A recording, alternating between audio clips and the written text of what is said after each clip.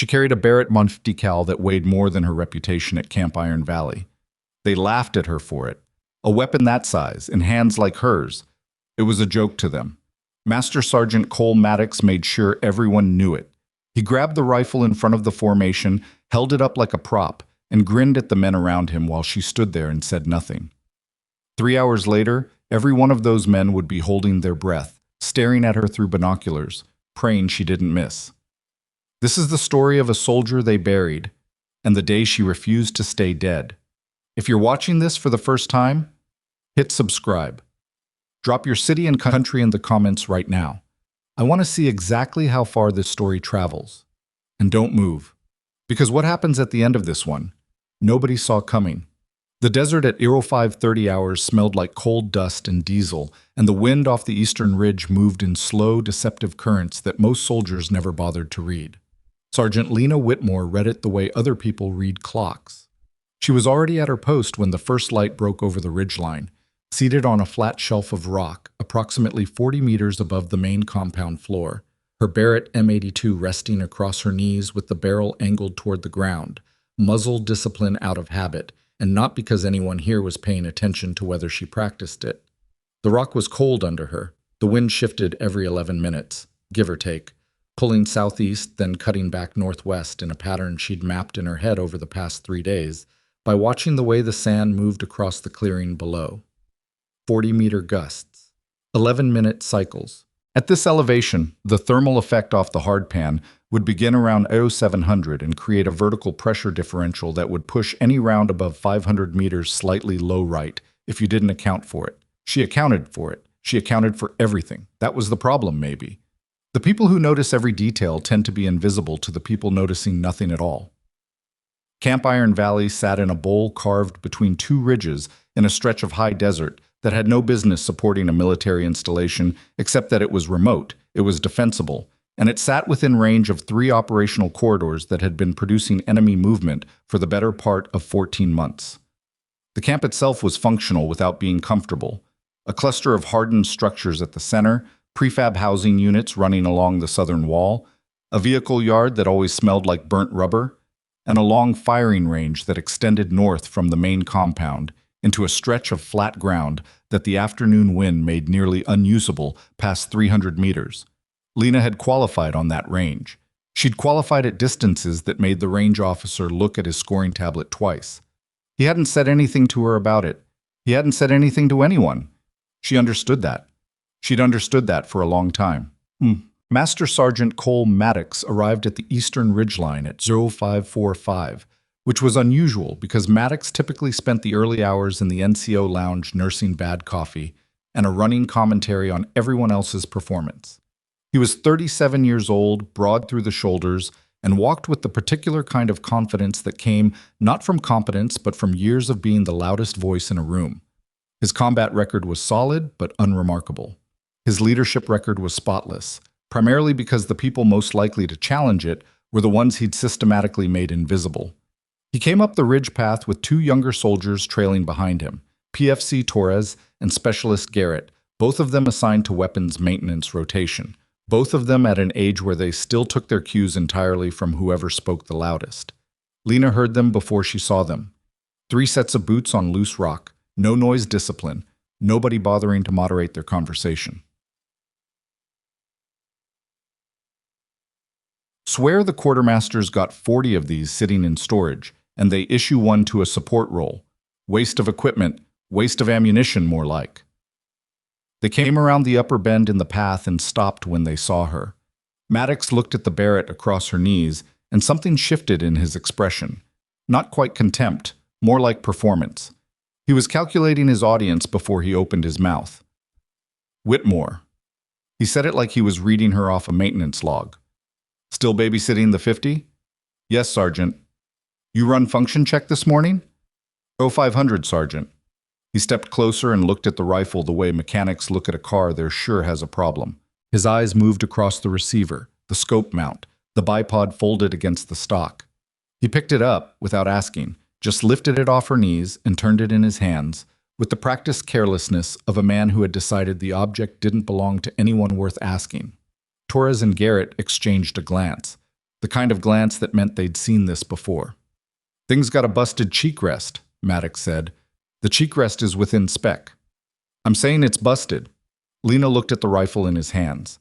The cheek rest was slightly offset from factory standard, not because it was damaged, but because she'd had it adjusted to her geometry 3 months ago at a facility in Germany by an armorer who actually knew what he was doing. She'd asked because the standard configuration created a slight rotation in her neck on prolonged observation that affected her eye relief and therefore her shot placement at distance. She didn't explain any of this. "You plan on actually shooting this thing at some point," Maddox said, "or is this a decorative assignment?" "I'm prepared to shoot it." "At what? The horizon?" Torres made a sound that wasn't quite a laugh. Garrett looked away, which was its own kind of participation. Maddox set the rifle back down, but he said it wrong. Bipod legs on the rock instead of flat, which he knew, because it created a slight imbalance that would require her to resettle before she could acquire anything. It was a small thing. It was deliberate. "Try not to break it," he said, and turned back down the path. The 2 younger soldiers followed. She listened to their boots on the loose rock until the sound faded, then reached down and adjusted the Barrett back to its proper position. The wind moved southeast. She marked the time in her head. 11 minutes. Private Noah Reyes showed up 40 minutes later. He was 22, maybe 23, with a build that suggested he'd been athletic in high school and had spent the last year and a half letting the Army replace that with something more practical. He was assigned to communications support, which meant he spent most of his day in proximity to people who were doing things he was adjacent to without being quite part of, and he had the look of someone who was still figuring out which of those things he wanted to understand. He climbed the ridge path more carefully than Maddox had, watching where he put his feet, and stopped about 3 meters below her position before calling up. "Sergeant Whitmore?" She looked down at him. "They said I could run spotting rotations for the ridge observers," he said. "If that's—" He stopped, restarted. "I requested it specifically. They said you were short a spotter." She studied him for a moment. He held her gaze without flinching, which she noted. "You have spotting experience?" "I have range time with a mil-dot scope." He paused. "And I learn fast." "That's not the same thing." "No," he agreed. "It's not." She considered him for another few seconds, then looked back out toward the desert. "There's a rock shelf 2 meters to your left. Don't knock anything off it. Come up and sit down." He came up carefully, found a flat spot on the shelf she'd indicated, and settled in without making unnecessary noise. She watched him check his surroundings and note the field of view without being told to. That was something, at least. "You're not from an infantry background," she said. "Signal. Originally. So why spotting?" He was quiet for a moment. "I looked up your qualification scores." She didn't respond. "From the range last month," he said. "The RSO logs are accessible, if you know where to look. You shot a 3-round group at 800 meters in a crosswind that afternoon." He paused. "Nobody here knows you did that." "Nobody needed to know." "I know." He looked out at the desert. "And I'm trying to understand how that's possible. How someone can do something like that and just... Nobody says anything. Nobody pays attention." Lena adjusted the focus ring on the scope. "People see what they expect to see." Reyes turned that over. "That sounds like it should be more frustrating than you're making it sound." "It's not frustration." She settled her eye behind the scope, then pulled back. "It's information." Below them, the camp was beginning its morning pattern. Motor pool coming alive, the mess hall producing the smell of something that had started as eggs, 2 trucks running a perimeter circuit. The day was building in layers the way desert days did, heat coming slow from the ground up, while the air above stayed cold a little longer than felt logical. Reyes didn't try to fill the silence. She decided that was his best quality so far. General Victor Hale arrived at Camp Iron Valley at 10:30 hours. He arrived with 2 staff vehicles, a security detail of 4, and a scheduled inspection itinerary that had been circulating through the command structure for 72 hours. Every officer in the camp had been in some state of preparation since the itinerary arrived. Equipment inventories ran twice. Uniforms were pressed with an attention to detail that hadn't been applied to anything operational in weeks. The vehicle yard, which on a normal morning looked like controlled chaos, had been organized into geometric rows that nobody who worked there would ever voluntarily maintain. Lena had watched the preparation from the ridge. She had not participated in it because her assignment was to the Eastern Ridge, and her Eastern Ridge was not on General Hale's inspection itinerary. She didn't take that personally. It was accurate. Her position was a support observation post, not a showpiece, and she had a long and practiced relationship with being left off lists. General Hale was 54, a lean man with close-cropped gray at his temples, and the posture of someone who had spent 3 decades making the body do exactly what the mission required. He commanded through presence more than volume. He spoke quietly, moved precisely, and had a way of pausing at things that unsettled whoever was explaining them. He'd built a reputation as a tactician who saw operational gaps before they became operational problems. He was also, by institutional necessity, a man who moved through assessments quickly. Inspection tours were not about depth. They were about signal. Lena understood this. She watched through the spotting scope as the general and his staff moved through the weapons division, where Maddox had arranged a display of the unit's standard issue equipment with the care of someone staging a real estate showing. She couldn't hear what was being said at that distance, but she could read the body language with reasonable precision. Maddox was talking more than the general was. The general was nodding with the expression of someone who was processing information while simultaneously deciding how much of it mattered. "He's coming up the east path," Reyes said. She shifted the scope. The general had broken from the main inspection group and was moving up toward the ridge with one staff aide and his security lead. A deviation from the itinerary, apparently, since the aide was talking into a radio with the clipped urgency of someone managing the deviation in real time. "Put the spotting scope down," Lena said. "Why?" "Because you're not an observation post. You're a trainee. Pick up the notebook." Reyes set the scope down and found the notebook. General Hale reached the upper ridge position at 10:47. He came around the bend in the path and stopped when he found it occupied, which she'd seen him do with other things. That pause, that small recalibration, the assessment before the approach. He looked at her. He looked at the Barrett. He looked at the field of view she had from this position. "Sergeant," he said, "General." He looked out at the terrain for a few seconds, the kind of look that was actually reading it rather than just pointing his face at it. "What's your coverage arc from this position?" 270 degrees, sir, from the southeastern approach corridor to the northern draw. Dead ground behind the secondary ridgeline to the east, approximately 1.2 kilometers. Can you reach the secondary ridgeline? With the 50, yes, sir. When's the complication this time of day? He looked at the Barrett again, then at her. The look lasted about 2 seconds, which was neither long nor short. It was the kind of look that filed something away without committing to what it meant. "Carry on," he said. He turned and went back down the path. The aide followed. The security lead followed. Reyes waited until the sound of their boots faded. "That was it?" "That was it." "He didn't ask your name." "No." "He didn't ask your range score or your background or Noah." She said it the first time she'd used his given name. "That's how inspections work. He covered 40 people this morning. I was one of the 40. Reyes was quiet for a moment, then, "Doesn't that bother you?" She looked through the scope at the terrain below, at the flat hardpan extending to the secondary ridgeline, shimmering now as the thermal differential she'd predicted at 0700 was materializing precisely on schedule, the heat rising from the ground in slow visible waves that would affect any round fired above 400 meters into that corridor. "Write down the thermal effect onset time," she said. 1:43. Note the wind direction. Note the shimmer pattern on the hardpan starting at the 400-meter marker. Reyes wrote. "Bother isn't useful," she said. "Data is." At 1:24, Maddox came back up to the ridge. He came alone this time, no audience, which meant this was a different kind of visit. He stopped below her position and looked up with his hands on his hips. "General asked about the Eastern Post," he said. "What did you tell him?" "I told him it was a support observation assignment."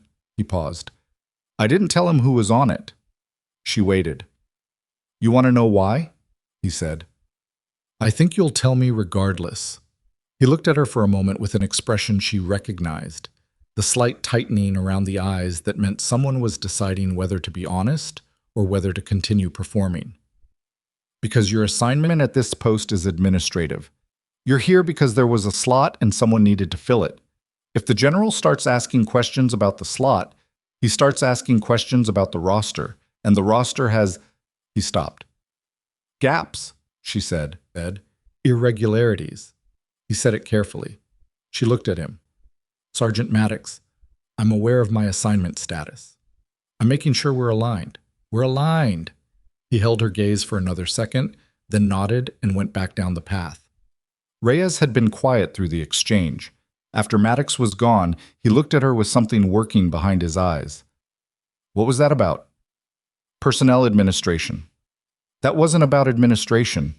She didn't answer him immediately. The wind had shifted, southeast again, right on schedule, and she marked it in her head and watched the sand below rearrange itself accordingly. Before this assignment, she said, I had a different assignment. Before that assignment, I had a different record. She paused. Some records are cleaner when certain parts are missing. What parts? She looked at him. He was younger than she'd initially processed, not just in age, but in that particular quality of not yet knowing which questions were safe to ask and which ones pulled threads you couldn't put back. You said you learn fast, she said. Yeah. Learn this. When someone tells you a gap in their record is administrative, the most useful thing you can do is write down what they're not saying and sit with it until it makes sense. He turned that over, didn't push. Wrote something in the notebook instead, though she didn't ask what. Below them, the camp returned to its midday rhythm. Vehicle traffic. Radio chatter across the compound. The distant mechanical sound of the maintenance bay working on something that didn't want to cooperate. Lena ran a bore check on the Barrett and settled back into her position. The desert said nothing. She listened anyway. At 13:47, the base alarm went off. Not the test sequence. The test sequence ran in a 3-pulse pattern at 1.5-second intervals. This was continuous, which meant actual, and it was followed within 4 seconds by the radio on her hip crackling with the operations frequency coming alive with overlapping traffic. Multiple contacts, grid reference Sierra. 7-9er, confirm moving convoy, 4 vehicles, heading northwest on the hard pan. Requesting eyes on eastern corridor, say again. Lena was already at the scope. The convoy materialized in her field of view as the radio traffic continued to identify it. 4 vehicles moving in a loose formation across the hard pan at approximately 40 kilometers per hour, kicking dust that spread wide and low in the current wind pattern. They were running without flags or markings, which was consistent with the threat indicators that had been cycling through intelligence summaries for the past week. The leading vehicle was a pickup with a mounted weapon in the bed, visible even at this distance through the 20-power scope. What is that? Reyes was up, the spotting scope raised. Moving convoy. Probable high-value personnel transport, based on the security configuration. She was already working the distance. Range to lead vehicle. She dialed the scope. 3,800 meters, approximately. 3,800. He said it slowly. That's past the rated accuracy window for a standard shooter. Yes. The radio traffic was consolidating now into the command frequency, a single voice taking control. Captain Driscoll, the compound operations officer, who had a competent voice under pressure and the tactical instincts of someone who understood what needed to happen faster than most of his rank. All qualified marksmen to eastern approach. I want eyes on that convoy and a capability assessment inside 3 minutes. Lena was already calculating. She was measuring the wind against the thermal shimmer she'd been mapping since 0700. The 11-minute cycle had shifted in the last hour. Climate was in the middle of a transition, the afternoon thermal beginning to dominate the morning crosswind pattern, which meant the current wind was in a brief neutral period before it reorganized. She had approximately 9 minutes before the next directional shift. The Barrett's effective range on a human-sized target was officially listed at 1,800 meters. Practically, with the right conditions, a trained shooter could push beyond 2,000. Beyond 3,000 was a different category entirely. Not impossible, but requiring a convergence of conditions, preparation, and mechanics that most qualified shooters had never been asked to actually produce under operational pressure. She had been asked before. That was the part that wasn't in her record anymore. I'm going to need your scope data, she said to Reyes. Continuous wind readings. Call them every 30 seconds. If the pattern breaks, call it immediately. Yes. He adjusted the spotting scope. What are you doing? I'm doing my job. Below, she could hear boots on the ridge path, more than one set, moving fast. The qualified marksman reporting to the eastern approach, which was the lower ridge position, 60 meters below and to her left, with a field of view into the same corridor, but from a less elevated angle. Less elevated meant more atmospheric interference in the critical middle-range band between 500 and 2,000 meters. She'd chosen this position 3 days ago for exactly that reason. Not because she'd known this would happen. Because she'd understood the geometry, and she'd learned a long time ago that understanding geometry was the only preparation that never went to waste. The first shot came from below at 13:51. She heard the Barrett discharge, a sound that was less a bang than a pressure event, a concussive thump that traveled through the air and through the rock under her simultaneously. And she tracked the target through her scope. The lead vehicle kept moving. A miss. She tracked the convoy as it continued northwest, calculating the adjustment in real time. The shooter below, she could see Maddox at the lower position from her angle, which she hadn't expected but also wasn't surprised by, was cycling for a second shot. The second shot came 14 seconds later. The lead vehicle kept moving. Another miss. The radio. Negative effect on target. Target still mobile. We have a pause. Static. We have maybe 4 minutes before they're out of range. Captain Driscoll's voice. What is the status on our best available shooter? A silence. A silence that went 2 seconds too long. And then, without fully deciding to, or perhaps having decided it a long time ago without knowing she was deciding, Lena reached to the encrypted radio on her hip, the secondary unit she carried as part of her support assignment that gave her access to the command frequency, and pressed transmit. Command, she said. This is Night Viper. Requesting authorization. The silence that followed was a different kind. Below her, at the lower ridge position, she saw Maddox stop cycling the action on his Barrett and look up. The radio was quiet for 3 full seconds. Then Captain Driscoll's voice, slower than it had been, with something underneath it that wasn't quite recognition, but was moving toward it. Say again. Last station identify.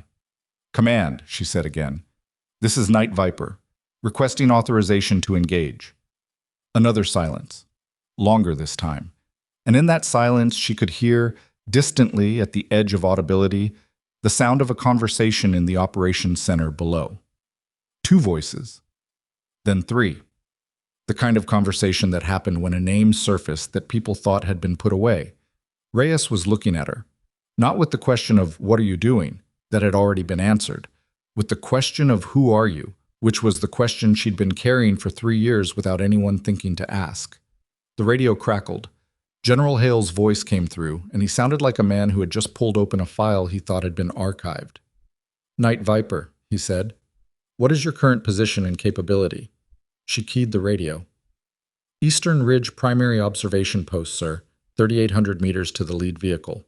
Wind and neutral period, 9 minutes remaining. I have fire solution. A pause.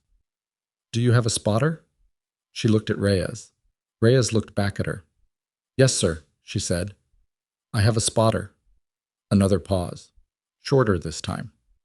Night Viper, General Hale said, and his voice had changed in a way that meant something had clicked into place on his end. You are authorized to engage. Authorization code Foxtrot 7 Sierra. Confirm. She confirmed the code. Then she set the radio down, settled behind the Barrett, and looked at Reyes. 30-second wind calls, she said. Start now. He put his eye to the spotting scope. His hands were not entirely steady, but they were close enough. Wind southeast, he said. Approximately 8 knots, thermal shimmer consistent with your earlier readings. Good. She began working the adjustment turrets on the scope. Elevation first. The critical calculation at this distance, where every misread of the ballistic arc caused significant vertical displacement at impact. Then windage, accounting for the 8-knot southeast reading against the known right-hand drift of the .50 BMG round at this distance in this temperature. Then the thermal correction she'd been building in her head since 0700, the low right push from the vertical pressure differential that most shooters at this range wouldn't account for because most shooters had never mapped it. Below and to the northwest, the convoy kept moving. She had 7 minutes, maybe less. Reyes, she said. Yeah. I need you steady. I'm steady. You're almost steady. There's a difference. She didn't look at him. Close your eyes for 3 seconds. Breathe out. Open them. A pause. Then the sound of him following the instruction. Okay, he said. Wind check. Southeast, 7.5 knots. Slight decrease. She adjusted, recalculated. The convoy was moving at a consistent speed. She'd clocked it across the past 90 seconds at 41 kilometers per hour, which gave her a lead calculation she'd already run twice and confirmed. Everything was in motion at once. The target, the wind, the thermal layer, the clock. She had done this before. She had done this at night, in rain, with a compromised scope, with people she cared about in the kill zone if she missed, and people she cared about in the kill zone if she didn't shoot. This was not that. This was clean by comparison. She settled her breathing. The Barrett waited. Wind holding, Reyes said. 7.5. Thermal consistent. She found the lead vehicle in the scope. She identified the personnel compartment. She calculated the offset. Call it, she said. Wind holding. And then Reyes stopped. Not because the wind changed, because a voice came up the ridge path. Maddox climbing fast, breathing harder than the climb warranted. Whitmore. He was 30 meters below. Stand down. I said stand down. That is a direct. I have authorization from General Hale, she said, without moving her eye from the scope. Foxtrot 7 Sierra. A silence from below. Different from the radio silence. This one had texture. The texture of a man who had just run out of the move he'd prepared and was frantically looking for the next one. Reyes, she said. Wind holding, Reyes said. His voice was steadier now. 7 knots. Target at bearing 275, range approximately 3,500, still moving at... He paused, tracking consistent speed. She exhaled half a breath, found the lead point, applied the compensation, and in the last half second before she squeezed the trigger, with Maddox below her and the general on the radio, and the convoy moving and the wind holding, and 3 years of careful silence pressing against the inside of her chest, like something that had finally run out of room, she fired. The round traveled 3,500 meters in approximately 1.3 seconds.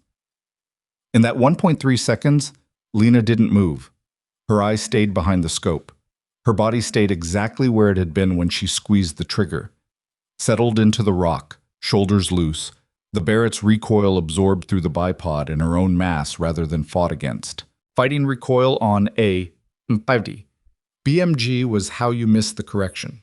You absorbed it, you tracked through it, and you kept your eye on the target. She kept her eye on the target. Through the scope, at 3,500 meters, the lead vehicle shuddered. Not a dramatic movie shudder, a physical fact. The front quarter panel collapsed inward, the vehicle yawed left, and the momentum that had been carrying it at 41 kilometers per hour across the hard pan turned suddenly against itself as the drivetrain seized and the vehicle ground sideways and stopped in a cloud of dust and displaced dirt. The convoy behind it broke formation. The second vehicle cut hard right. The third braked. The fourth began a turn that suggested the driver had decided retreat was the better calculation. Reyes was breathing fast.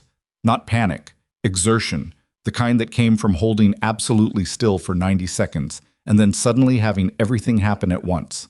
Hit, he said. Lead vehicle is stopped. Convoy braking. She was already reading the second vehicle's movement through the scope, calculating whether it was a threat or a rout. It was a rout. She pulled back from the scope. Below her, at the lower ridge position, there was complete silence. Not operational silence, the kind that comes after a rifle fires and before anyone is certain what just happened.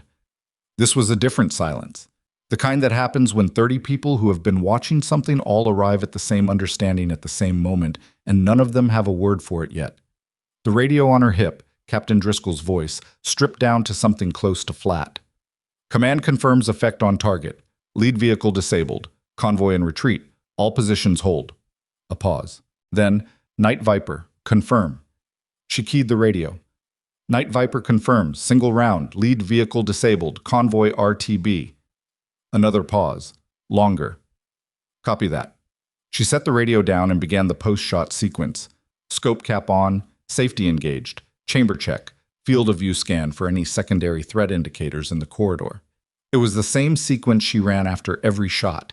She ran it the same way whether the shot mattered or not, because the sequence wasn't about the shot. It was about what came next, and what came next always had to be approached from a position of readiness rather than a position of aftermath. Maddox had gone quiet on the path below. She was aware of him standing there. She didn't look at him. Reyes lowered the spotting scope slowly. His hands had steadied during the shot. She'd noticed that, the way tension under genuine operational pressure sometimes clarified into focus rather than collapsing into noise. It was a quality worth noting. "You hit it," he said. "Yes." "From 3,500 meters. 3,480, approximately. Wind dropped in the last cycle." He stared at her. "You corrected for 30 meters of range difference between my last call and the trigger pull?" It was a 7-second window. The correction was minor. He kept staring. "Close the spotting scope," she said. "We're not done with observation until we confirm no secondary elements in the northern draw." He closed the spotting scope, then opened it again immediately and pointed it at the northern draw without being told twice. Below, Maddox finally moved. She heard his boots on the rock, heard the path creak under him as he climbed the remaining distance to her position.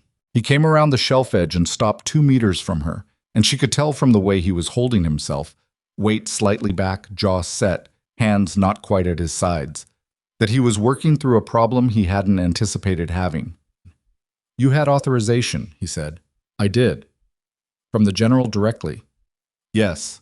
He looked at the Barrett, looked at the convoy position in the distance, invisible now without optics, just a smear of dust settling across the hard pan. Looked at her. "Where did that call sign come from?" he said. She met his eyes. "Personnel file." "Your personnel file doesn't have—" He stopped. "Doesn't have what?" she said. He didn't answer that. What he did instead was turn and go back down the path, and this time he moved with the careful deliberateness of someone who had just realized the ground they were standing on was less solid than they'd mapped it. The debrief happened at 1500 hours in the main operations building, a prefab structure at the center of the compound that served as the tactical nerve center when the camp was active and as a large, poorly ventilated conference room when it wasn't. By 1500, the afternoon heat had built enough that the 2 wall-mounted air conditioning units were losing the argument with the temperature, and the room had the dense, slightly electric quality of air that had been breathed too many times. General Hale sat at the head of the table. Captain Driscoll sat to his right. The camp's intelligence officer, Lieutenant Vera Castillo, sat to his left with a laptop and the kind of expression that meant she'd been pulling files for the past hour and had found something that complicated her afternoon. 2 of Hale's staff were at the far end of the table with notepads. Maddox had been placed in a chair along the wall. Not at the table, which was its own statement. Lena sat across from Driscoll, with Reyes to her left at Hale's specific instruction. When Hale had issued that instruction, "Bring the spotter," Driscoll had briefly glanced at Reyes the way people glance at furniture that's been placed somewhere unexpected. Hale began without preamble. "Sergeant Whitmore, walk me through the shot." She walked him through it: range estimation, wind mapping, thermal differential calculation, the ballistic correction for the 50 BMG at that distance, the decision timeline from when the alarm sounded to when she pulled the trigger. She gave it to him in plain operational language without editorializing. 7 minutes, she told him. That's what the window was. The neutral wind period between the morning crosswind pattern and the afternoon thermal dominance. If the convoy had still been moving at minute 8, the wind shift would have made the correction uncertain. "You'd been mapping the wind since 0530, Hale said. "Since I arrived at the post, yes, sir." "That's not in your post assignment." "No, sir. But the Eastern Corridor has 3 known threat approach routes, and all of them run through thermal and wind patterns that change significantly between morning and afternoon. If I'm going to engage from this position, I need to know what the air is doing." Hale looked at her for a moment. It was a different look from the one that morning. Not the filing away look, but the actually reading look. "Night Viper," he said. "That's a Tier 2 call sign." "Yes, sir." "Tier 2 call signs don't appear in support assignment rosters." "No, sir, they don't." He let that sit for a moment. "Lieutenant Castillo." Castillo looked up from her laptop. "Sir." "What did you find?" Castillo set the laptop at an angle that let Hale see the screen without showing it to the rest of the room. "The call sign is in the encrypted registry, sir. Assigned 2021. It's flagged. She paused. Administrative hold. What kind of administrative hold? Castillo looked at Lena, then at the table. The file shows a restriction code, authorization level above my access tier, sir. The room was quiet. Maddox along the wall had gone very still. Hale looked at Lena. You want to tell me what that means? I can tell you what I know, sir. That's what I'm asking for. She looked at the table for a moment. Not because she was uncertain what to say. She'd known for 3 years exactly what she would say if this moment came. But because there was a sequence to it, and the sequence mattered, and she needed to start at the right place. In March 2021, she said, I was deployed as part of a special operations advisory element in support of a classified operation designated Hammer Point. The operation involved 11 personnel, including 3 local assets. The intelligence package that briefed us into the operation contained inaccuracies regarding the threat disposition at the primary target site. Hale said nothing. On the 3rd night of the operation, we encountered a security element that was not in our intelligence picture. Size, position, and equipment were all inconsistent with what we'd been told to expect. She kept her voice level. I identified a threat to the element before the team lead had called it. I made the decision to engage without waiting for authorization. Why? Because the authorization window was 4 seconds and the threat was present in 3. Hale studied her. And? The shot removed the threat. The team extracted. 11 personnel, 3 assets, all out. She paused. Nobody died. The silence after that was different from the earlier ones. It had weight. Then why, Hale said quietly, is your file under administrative restriction? Lena looked at him. Because the intelligence package that got us into that situation came from a source that someone in the command structure had a vested interest in protecting. When the debrief identified the intelligence failure, the easiest way to manage that failure was to identify the individual who acted outside authorization. She paused. That was me. Hale was very still. I acted outside authorization, she said. That part is accurate. The reason I acted outside authorization is that someone's bad intelligence nearly killed my team, and the 4-second window didn't allow for the normal chain. But the easiest version of the story, the one that didn't require explaining why the intelligence was wrong, was that a soldier broke protocol. She looked at the table. So that became the story. The staff at the far end of the table had stopped writing. Driscoll was looking at the wall. Reyes, to her left, had both hands flat on the table in front of him and was looking at them. Maddox, along the wall, had a quality to his stillness that wasn't the stillness of someone listening. It was the stillness of someone calculating. Hale said, Who placed the restriction on your file? I don't know the name, sir. The restriction was processed through an administrative channel above my access tier. She met his eyes. Same tier as Lieutenant Castillo's access limitation. Hale looked at Castillo. Castillo looked at her laptop screen. I can escalate the access request, Castillo said carefully. It would need to go through the G2 chain. Do that, Hale said. His voice had not risen. It was still quiet. But there was something in it now that was different. A compression, like pressure building in a closed system. He looked back at Lena. Where have you been since March 2021? 3 reassignments, sir, each one lateral or downward. Administrative billets, support roles. I arrived here 11 weeks ago. Who assigned you here? Orders came through Personnel Command, standard rotation, and nobody here knew your background. My file doesn't reflect my background, sir. Hale was quiet for a moment. He looked at Maddox along the wall. A long look, expressionless, the kind that didn't need accompanying words to communicate what it was doing. Maddox did not look back at him. He looked at a point somewhere on the floor that had nothing on it. The debrief broke at 16:30.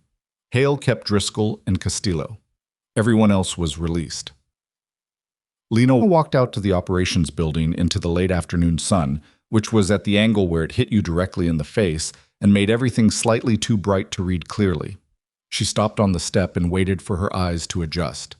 Reyes came out behind her. That was, he started. Don't. He stopped. She stepped off the stairs and walked toward the eastern perimeter path, not toward the ridge. The ridge was done for the day. but toward the stretch of wire and hardpack that ran along the base of the eastern wall, where there was enough room to walk without walking toward anything in particular. Reyes followed at a distance that indicated he understood she wasn't asking him to stay away. She was asking him not to talk. He'd gotten good at reading that distinction faster than most people did. They walked the perimeter path for about 10 minutes. The camp's evening rhythm was beginning, trucks coming in from patrol, the mess hall starting up for the dinner service, the gradual shift in ambient sound as the day cycle wound down and the night cycle prepared to take over. The desert air was changing temperature, not cooling yet, but beginning to lose the hard-edged heat of the afternoon into something more diffuse. Finally, Reyes said, "He believed you. He heard me. That's not the same thing." "What's the difference?" "Hearing is the first step. Believing requires confirming the file, verifying the operation, and finding out who put the restriction in place." She paused.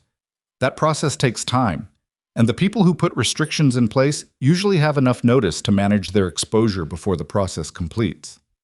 Reyes was quiet for a moment. "You think someone's going to manage their exposure?" "I think someone in the command chain received a call sign notification the moment I keyed that radio." He looked at her. "The encrypted radio logs are, the call sign registry isn't about encryption, it's about flags. When an administrative hold call sign activates, it generates a notification to the officer who placed the hold." She said it evenly. "That's how administrative holds work." Reyes stopped walking. She kept going 2 more steps before stopping as well and turning back to look at him. "So," he said, "whoever buried your file knows you used the call sign." "Yes." "And they've had," he checked his watch, "approximately 2 hours to respond." "Approximately." He looked at her with something working in his face that was trying to be controlled and not quite making it. "And you're walking the perimeter." "I'm waiting," she said. "There's a difference." "For what?" She looked out at the eastern corridor through the wire. The hardpan was in shadow now, the sun behind the western ridge, the distant secondary ridgeline going from tan to gray to the beginning of purple as the light changed. Somewhere out there, a disabled vehicle was sitting in the cooling desert with a hole through its engine block that she'd put there from 3,480 meters. That fact existed now. It couldn't be made to not exist. That was the thing people who buried records never fully understood. You could suppress the documentation. You could restrict the file, reassign the person, redistribute the history. But you couldn't reach backward in time and unmake the moments that had actually happened. The 11 soldiers from Hammer Point were alive. They were alive because of a decision made in a 4-second window, and that decision was a physical fact embedded in the fabric of what had occurred, and no administrative hold touched it. Today's shot was the same thing. "I'm waiting," she said again, "for the next move." The next move came at 2:100 hours. Lena was in her bunk, not sleeping, reading a manual she'd requested from the training library 2 weeks ago on advanced ballistic correction for variable altitude environments, because the manual existed and contained 3 pages on high desert thermal compensation that she'd been meaning to work through. She heard the knock, which was actually less a knock and more a specific rap pattern, knuckle, knuckle, pause, knuckle, that she recognized as Reyes, who had apparently developed a signature without realizing it. "Come in." He came in and closed the door behind him. He was still in uniform, which meant he hadn't tried to sleep. He had the look of someone who'd spent the past few hours processing something and had arrived at a conclusion he wasn't happy about. "Castillo's access request was denied," he said. She set the manual down. "Denied at what level?" "She wouldn't say specifically, but she came and found me about an hour ago. She said to tell you—" He paused, working out how to phrase it. "She said to tell you that the flag on your file was placed by someone who is currently listed as an active command authority, and that when she escalated the access request, the response came back in 11 minutes. Lena looked at him. 11 minutes. She said that's fast. She said normal escalation in that channel takes 48 to 72 hours minimum. 11 minutes meant it was already being managed. 11 minutes meant someone had been watching for exactly this kind of activity and had a response ready to deploy. 11 minutes meant the 2-hour window she'd estimated for notification and response had been optimistic. The actual response mechanism was faster, more prepared, and probably more comprehensive than she'd mapped. Did she say anything else? Reyes reached into his pocket and took out a folded piece of paper. He held it out. She took it and unfolded it. It was a printed copy of a short message. Internal format, no header, no signature block. The kind of message that got passed through unofficial channels because the official channel would log it. 4 lines. Whitmore. Access request returned to sender. Expect orders. You have until morning. Don't wait for the process. The process is the problem. VC Lena read it twice, folded it. Castillo, she said. Yeah. She sat with that for a moment. Castillo had put her name on a note that could be traced. That was either a significant act of conscience or a significant miscalculation. And from the hours she'd spent across the table from Lieutenant Castillo that afternoon, Lena's read was that it was the former. Castillo was not a person who made miscalculations easily. She'd done the math and decided the math supported the risk. What does it mean? Reyes said. You have until morning. It means whoever manages this is going to move quickly. She looked at the note again. Administrative response to a reactivated restricted call sign. In an environment where a general just heard that call sign operate in real time, they can't let that develop at the natural pace. They need to close it before the general has time to pull the right threads. Close it how? Transfer orders. Reassignment. Some administrative mechanism that moves me out of this command's jurisdiction before Hale can formally open an inquiry. She set the note on the bunk beside the manual. It's been done before. Reyes looked at the note. 3 times, he said quietly. That's what you said. 3 reassignments. Yes. He was quiet. Then, so what do you do? I go see the general. At 2100. At 2100. He blinked. You can just do that? He told me at the end of the debrief that he wanted to continue the conversation tomorrow at 0800. She stood up and picked up the note, folded it again, and put it in her breast pocket. Tomorrow at 0800 may be too late. Reyes stood aside as she moved toward the door. Then, do you want me to come? She stopped, turned and looked at him. He was 22, maybe 23, standing in a barracks room under bad overhead lighting in a uniform he'd been wearing for 16 hours, and he'd spent the entire day in proximity to something he hadn't been trained for and hadn't backed away from once. Not during the shot, not during the debrief, not when Maddox had climbed the ridge with his voice pitched to command and his intention visible, not now. Why? She said. He considered it. Because what you said about the 4-second window. Someone made the right call in 4 seconds and then spent 3 years paying for it because the people who should have been responsible weren't. He paused. That shouldn't just be your fight. She looked at him for a long moment. Don't get behind me, she said. Walk beside me. If we run into Maddox, you don't look at him and you don't respond to anything he says. If we run into base security, you let me talk. Okay. If the general tells you to leave the room, you leave the room immediately. No hesitation, no waiting for my signal. Okay. And when this is over, however it goes, you write down everything you observed today. Dates, times, exact words where you can remember them, stored somewhere that isn't on base infrastructure.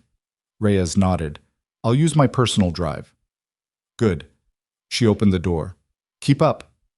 They went out into the night, and the desert air was finally cold the way it got after midnight in the high country, sharp and clear, and carrying the faint smell of dust from the corridor where the convoy had broken apart and retreated 8 hours ago. Hale's quarters were in the command section, a cluster of reinforced structures near the center of the compound. The light was still on. She'd expected it would be. Men like Hale didn't sleep through nights like this. She was 20 meters from the command section door when she heard the vehicle. Not a patrol vehicle, wrong engine sound, wrong speed, pulling into the compound from the main gate. She stopped. Reyes stopped beside her. They watched in silence as a dark SUV with no unit markings rolled across the compound floor and stopped in front of the command section. 2 men got out, civilian clothes. The particular kind of civilian clothes that didn't quite look civilian, too fitted, too deliberate, no logos. The kind of outfit that was trying to say not military while carrying itself completely militarily. They didn't look around. They went straight to the command section door and knocked. Beside her, Reyes had gone very still. Who are they? He said, barely above a breath. Lena watched the door open. watched Hale's aide step out, exchange several words with the two men, step back inside. "They're the close," she said. "The what?" She watched the aide come back to the door and gesture the two men inside. "Whoever flagged my file," she said. "They sent people. Not orders. People." She looked at the closed door. "That means they're not comfortable waiting for the paperwork." Reyes was very quiet for a moment. "How long do we wait?" he said.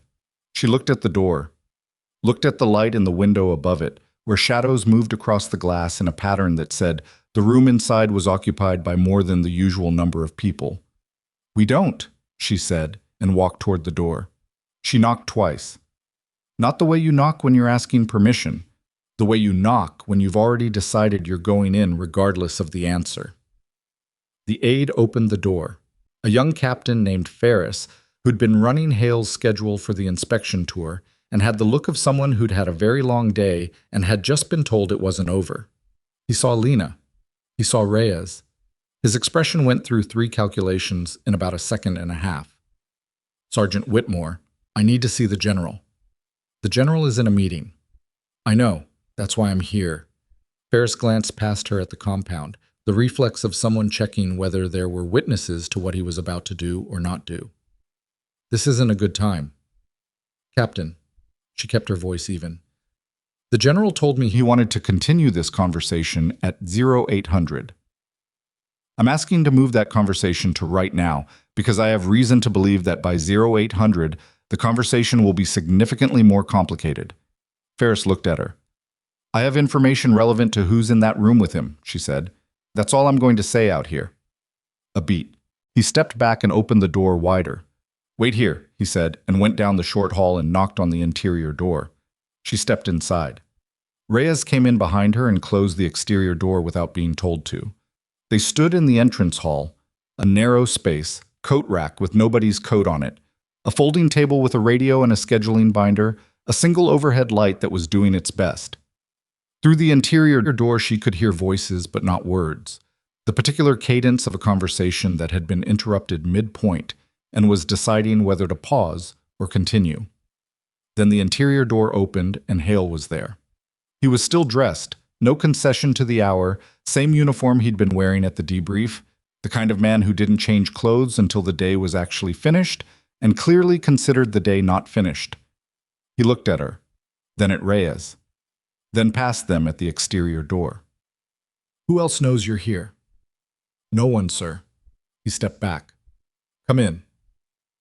The room was a standard command quarters configuration.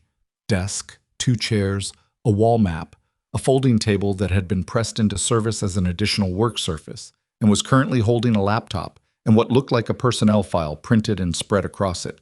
The 2 men in civilian clothes were standing near the desk, which meant they'd been standing when Ferris knocked, which meant they'd been standing since they arrived, which meant this wasn't a sit-down conversation. They looked at her when she came in. She looked at them. The older one was late 40s, gray at the temples, with the particular build of someone who had been physically rigorous for a long time and had let it settle into something solid rather than maintaining the original form. He had an expression that wasn't hostile. It was managed. Carefully, professionally managed, the way people manage expressions when they've spent years in environments where showing your actual reaction to something is a liability. The younger one was mid-30s, leaner, with the eyes of someone who processed rooms fast, and had already processed this one twice before she finished walking through the door. Neither of them introduced themselves. Hale said, "These gentlemen are from the Oversight Office." The way he said Oversight Office communicated exactly how much he intended to say about that in front of her. The older man looked at her with a quality of recognition that wasn't quite acknowledgement, the look of someone who knows who you are and has decided in advance what posture to take. "Sergeant Whitmore," he said, "I'm glad you're here, actually. This saves us a step." "What step?" He reached to the folding table and picked up a single sheet of paper, held it out toward her. She crossed the room and took it. It was orders. Transfer orders, specifically. Standard format, personnel command header, effective date listed as 0600 the following morning. Receiving unit, a logistics support battalion located at a base in the Midwest that she recognized as, functionally, a paper unit. A place where people were sent when someone needed them to be somewhere that wasn't here without having to explain why. She read the whole page. Set it on the desk. These require a commanding officer's signature, she said. They have one. They have a signature. I'd like to confirm the authority. The older man's managed expression held. The authority is valid. Then you'll be comfortable with General Hale reviewing it. A pause. Short, but present. Hale held out his hand. The older man looked at him for a moment, that same managed expression doing a lot of work, and then reached to the table again and produced the full order package. Hale took it. He read it the way he'd looked at the terrain from the ridge that morning, actually reading, not scanning. Who issued this? He said. It wasn't a question. General Whitfield, sir, through the G1 channel. Whitfield is in Stuttgart. Yes, sir. He has no direct authority over personnel assigned to this command. The younger man spoke for the first time. His voice was flat, not aggressive, the voice of someone presenting information rather than arguing. The authority extends through the Tier 2 administrative designation attached to the relevant file. Sergeant Whitmore's assignment status falls under that designation, which gives General Whitfield administrative authority regardless of the operational assignment. Hale set the orders on the desk. He looked at the younger man. He looked at the older man. He looked at Lena. Step outside, he said to the two men. The older one said, Sir, the orders, step outside. Another pause. Then they went, and Ferris materialized from somewhere and walked them to the exterior door without being asked, which meant he'd been listening in the hall, which Lena decided she would file away as a data point about Ferris. The door closed. Hale sat down in his chair, which was the first time she'd seen him sit since the debrief. He looked at the orders on his desk. He looked at the personnel file spread across the folding table, which was, she realized now, her file, or the partial version of it that Castillo had been able to pull. Whitfield, he said, half to himself. Then, you said you didn't know who placed the restriction. I didn't know a name, sir. I knew the access tier. Whitfield runs the Tier 2 administrative channel for the entire theater. Yes, sir. He was quiet for a moment. Sit down. She sat. Reyes remained near the door, exactly where she'd expect him to be, visible enough to be present, quiet enough not to intrude. Tell me about Hammer Point, Hale said. Everything you didn't say in the debrief. She looked at him. You gave me the clean version this afternoon, he said. You gave me the version that was technically accurate and professionally presented and left out the parts that required more trust than you'd established with me yet. His voice wasn't accusatory. It was precise. We're past that point. Tell me the rest. She considered him for a moment. Then she told him. Hammer Point had been an 8-day operation with a 3-day objective window. The target was a logistics node, a transfer point for weapons and personnel moving through a corridor that 3 separate intelligence assessments had flagged as high priority. The team had been briefed on a threat picture that described the node as lightly defended, primarily administrative personnel with a small security element. The reality was different. On day 3, going into the node for the primary collection objective, they'd hit a security posture that was 2 to 3 times heavier than the briefed picture. Not marginally different, fundamentally different. The kind of difference that suggested either the intelligence had been wrong from the start, or the threat picture had changed and the update hadn't made it to the team. The team lead, Captain Rourke, called for a hold, she said. We pulled back to a covered position, and he went to radio for updated guidance. While you were holding. While we were holding, I was on the right flank, covering the eastern approach to the node. I had a sightline into the security element's patrol pattern. I was mapping it, timing the rotations, identifying the gap windows. She paused.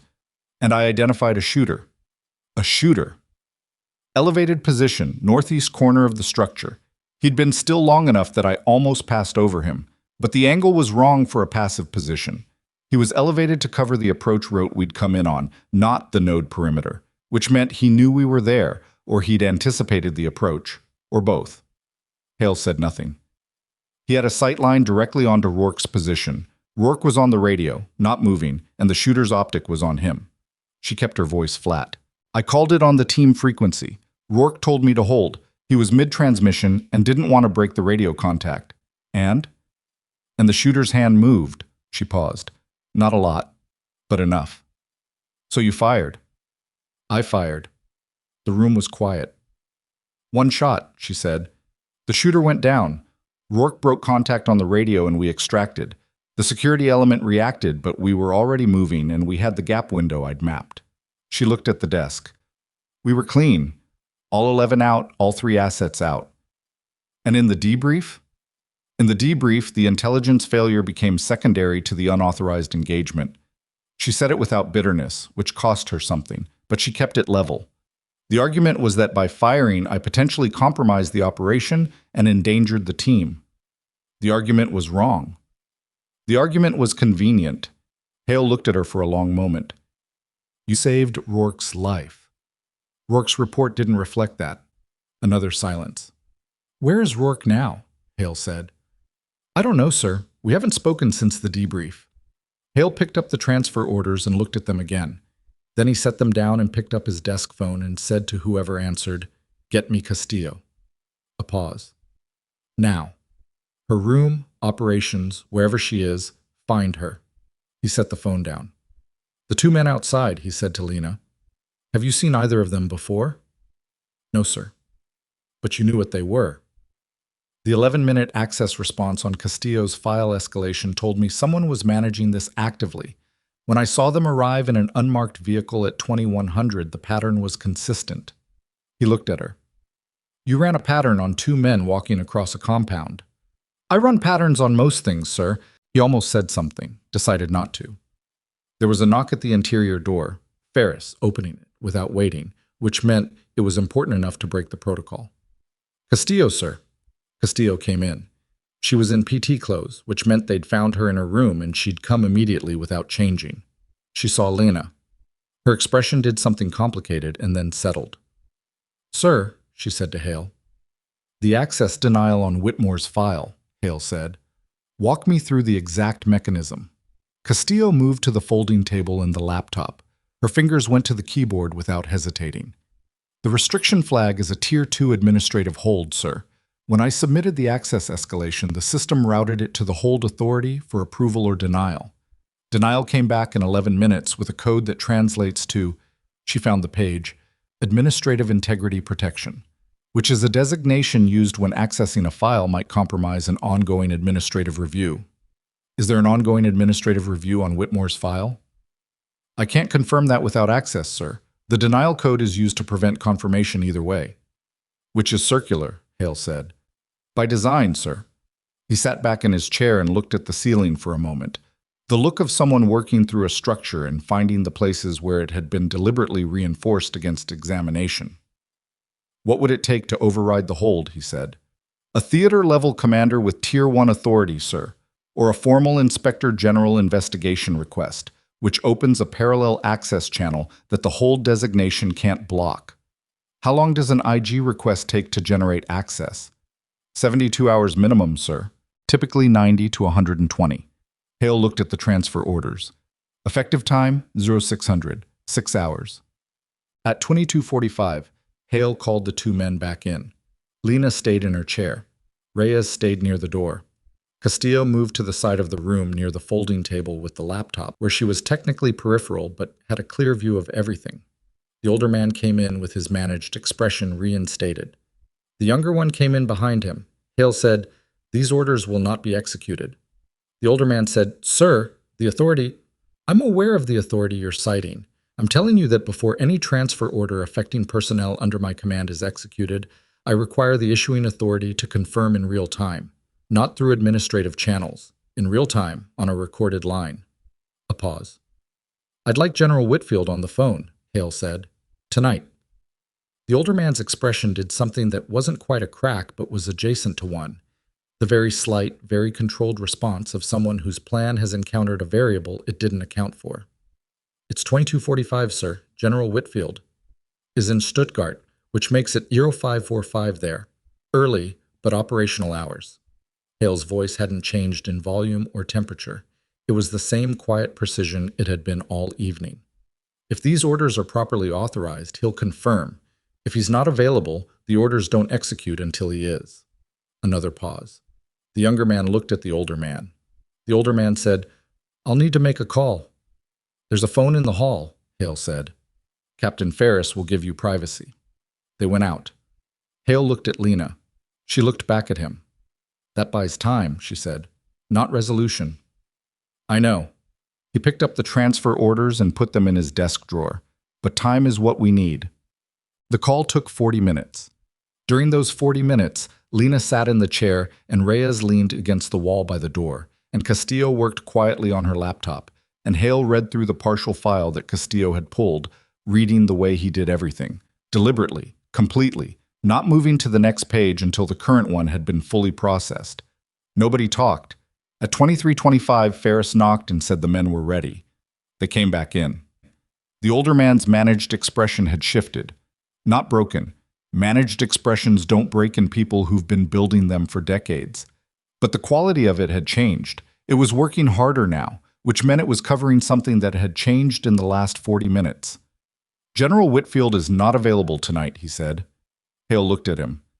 "He'll be available tomorrow at 0900, sir."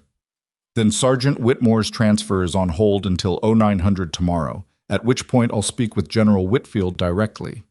He paused. "You're welcome to remain on base tonight. Captain Ferris will arrange quarters." The older man looked at Lena. It wasn't a threatening look. It wasn't anything that could be characterized cleanly, but it was the look of someone recalculating a timeline and arriving at conclusions that required adjustment. "That's fine," he said. They left. Ferris closed the door. Hale waited 5 seconds. Then he looked at Castillo. "Get me everything you can access on Operation Hammer Point before 0600. Not through the restricted channel. Use the open operational records, cross-reference with theater deployment logs, and pull any after-action reports that reference the element composition." "Sir." "And I want the communications log from that operation. Radio traffic archive. That's not under administrative hold. It's in the operational record." Castillo was already writing. He looked at Lena. "Get some sleep." "Sir, I'm not dismissing this. I'm telling you that you've done what you came here to do, and the next 4 hours are mine to work." He paused. "You're not going anywhere. I've seen to that. Now sleep." She stood. Looked at the drawer where he'd put the transfer orders. "If Whitfield confirms them at 0900, she started. "He won't," Hale said. She looked at him. "Because Whitfield isn't going to get on a recorded line with me at 0900 and confirm an order he issued in response to an unauthorized call sign activation on a file he placed an administrative hold on 3 years ago." Hale's voice was very quiet. "That conversation puts him in the picture in a way that can't be managed after the fact. He knows that. Whoever made the call tonight knows that." He paused. "The call to Whitfield wasn't a call looking for confirmation. It was a call delivering a problem." She understood then. The 40 minutes hadn't been a delay. They'd been a negotiation. And whatever Whitfield had said, it had shifted the older man's timeline in a way that his managed expression was now working overtime to conceal. She picked up her cover from the chair. "Reyes," she said. He straightened from the wall. "Throw 500, she said to him. "Ridge, same position." He nodded. She went to the door, then stopped. Turned back to Hale.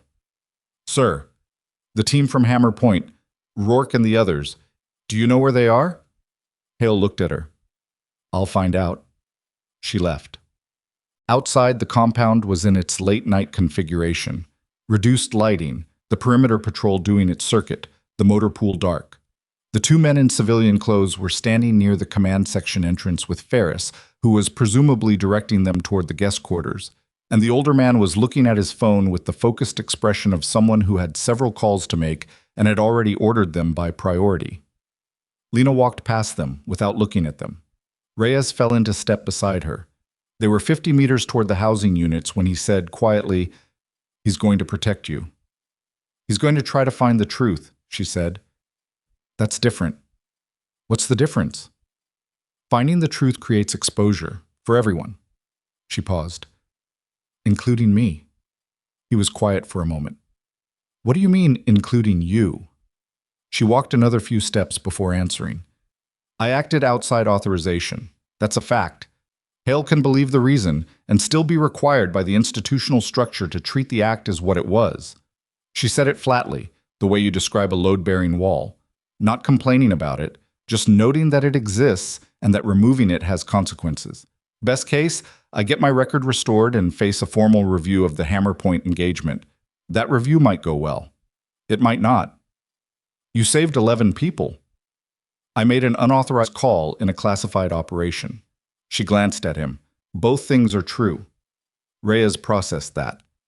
And you're okay with that? She stopped walking. Around them, the camp was quiet. The perimeter patrol had looped behind the vehicle yard and wasn't visible. The desert beyond the wire was black and still and enormous. 3 years, she said. I spent 3 years in billets that didn't exist for the purpose of keeping something from surfacing that deserved to surface. She looked at the wire, at the darkness beyond it. The worst part isn't what they did to me. The worst part is that the intelligence failure that caused Hammer Point to go wrong in the first place was never investigated, which means whoever built that bad picture kept building, and whatever they built after, I don't know about. Nobody knows about it, because the investigation that would have found it got buried under the file that was easier to deal with. She started walking again. So no, she said, not okay with it, but ready for it. Reyes didn't say anything for a while. They reached the junction between the command section path and the housing unit row, and he stopped. Sergeant Whitmore, she stopped. What you said this morning about people only seeing what they expect to see. He paused. I think that's also true in the other direction. I think the people who've been trained not to be seen sometimes forget that they can choose to be visible. She looked at him. Today you chose, he said. That call sign. You didn't have to use it. She held his gaze for a moment. Get some sleep, Reyes. She went to her housing unit and sat on the bunk without taking her boots off, and the night pressed against the thin walls of the prefab structure, and somewhere on the other side of the compound, the two men in civilian clothes were in their assigned quarters or not, making calls or not, and Castillo was pulling records, and Hale was reading a file that hadn't been read by anyone with the authority to act on it in 3 years. She sat there for a while. Then she lay back and closed her eyes, and the night was very quiet, and in the silence she could hear the desert wind starting its cycle again. Early, a little ahead of the pattern she'd mapped, which meant tomorrow's thermal differential would shift the shot geometry on the eastern ridge by a calculable margin that she would account for before anyone else thought to. She filed that away, and slept. 80412, her radio went off. Not the HIP unit, the base alert frequency on the secondary unit mounted at the head of her bunk, the one she kept active on the command net as part of her post assignment. Captain Driscoll's voice, and he sounded like a man who had not slept and had just received information that had reorganized his next several hours. All personnel, all stations. This is operations. We have a developing situation. I say again, developing situation. All assigned observers to post. All QRF elements to staging. Command frequency active. She was on her feet before he finished. Boots on, plate carrier, Barrett in hand. She was out the door in 40 seconds. The compound was already moving, lights coming on, personnel emerging from housing units, the motor pool grinding to life in the distance. She could see the operations building lit up completely, figures moving behind the windows. Reyes was outside, somehow already in gear, falling into step behind her without a word. She didn't ask how he'd gotten up that fast. She didn't need to. They took the ridge path at a run. At the top, she set the Barrett and was behind the scope in under a minute, scanning the eastern corridor in the early gray dark before dawn. She found it on the first sweep. The secondary ridgeline, the one she'd identified as dead ground on her first day, the one she'd been noting in her logs as a potential covered approach route, was not empty. Movement. Multiple vehicles, running dark. No lights, but the thermal shimmer off their engines was visible even in the pre-dawn, a ghost light of heat rising from moving shapes at a distance she estimated at just under 4 kilometers. More than 4 vehicles this time. She counted again. Reyes, she said, get on the spotting scope and tell me what you see on the secondary ridgeline. He was already there, already looking. A silence of 3 seconds. 7, he said. I count 7 vehicles, moving east to west along the ridgeline. He paused. And they're not moving fast. They're... Another pause. Sergeant, they're stopping. She'd seen it. The vehicles were taking up positions along the ridgeline crest, spaced out, deliberate. That wasn't a convoy in transit. That was a firing line. Her radio crackled. Driscoll. All observers, I need eyes on the secondary ridgeline, eastern corridor. Report contact. She keyed the radio. Command Night Viper, I have eyes on secondary ridgeline, 7 vehicles, running dark, now static along the ridgeline crest. Configuration is consistent with a support by fire position. She paused. They are oriented toward the camp. A silence on the radio that lasted exactly as long as it takes for a room full of people to understand what they're hearing. Then Driscoll. Night Viper, confirm. 7 vehicles, static, oriented toward camp. Confirmed. Another silence. Then, on the command net, a voice she hadn't heard on the radio before. General Hale, and he was not using the quiet, precise voice from the command quarters. He was using the other voice, the one built for exactly this. Night Viper, what's your assessment? She had the convoy in the scope. The vehicles were in defilade, using the ridgeline crest as cover, which meant they'd been positioned by someone who understood the elevation geometry. They were out of range of the camp's standard defensive weapons. They were within range of the eastern corridor at that distance. They were also within range of her.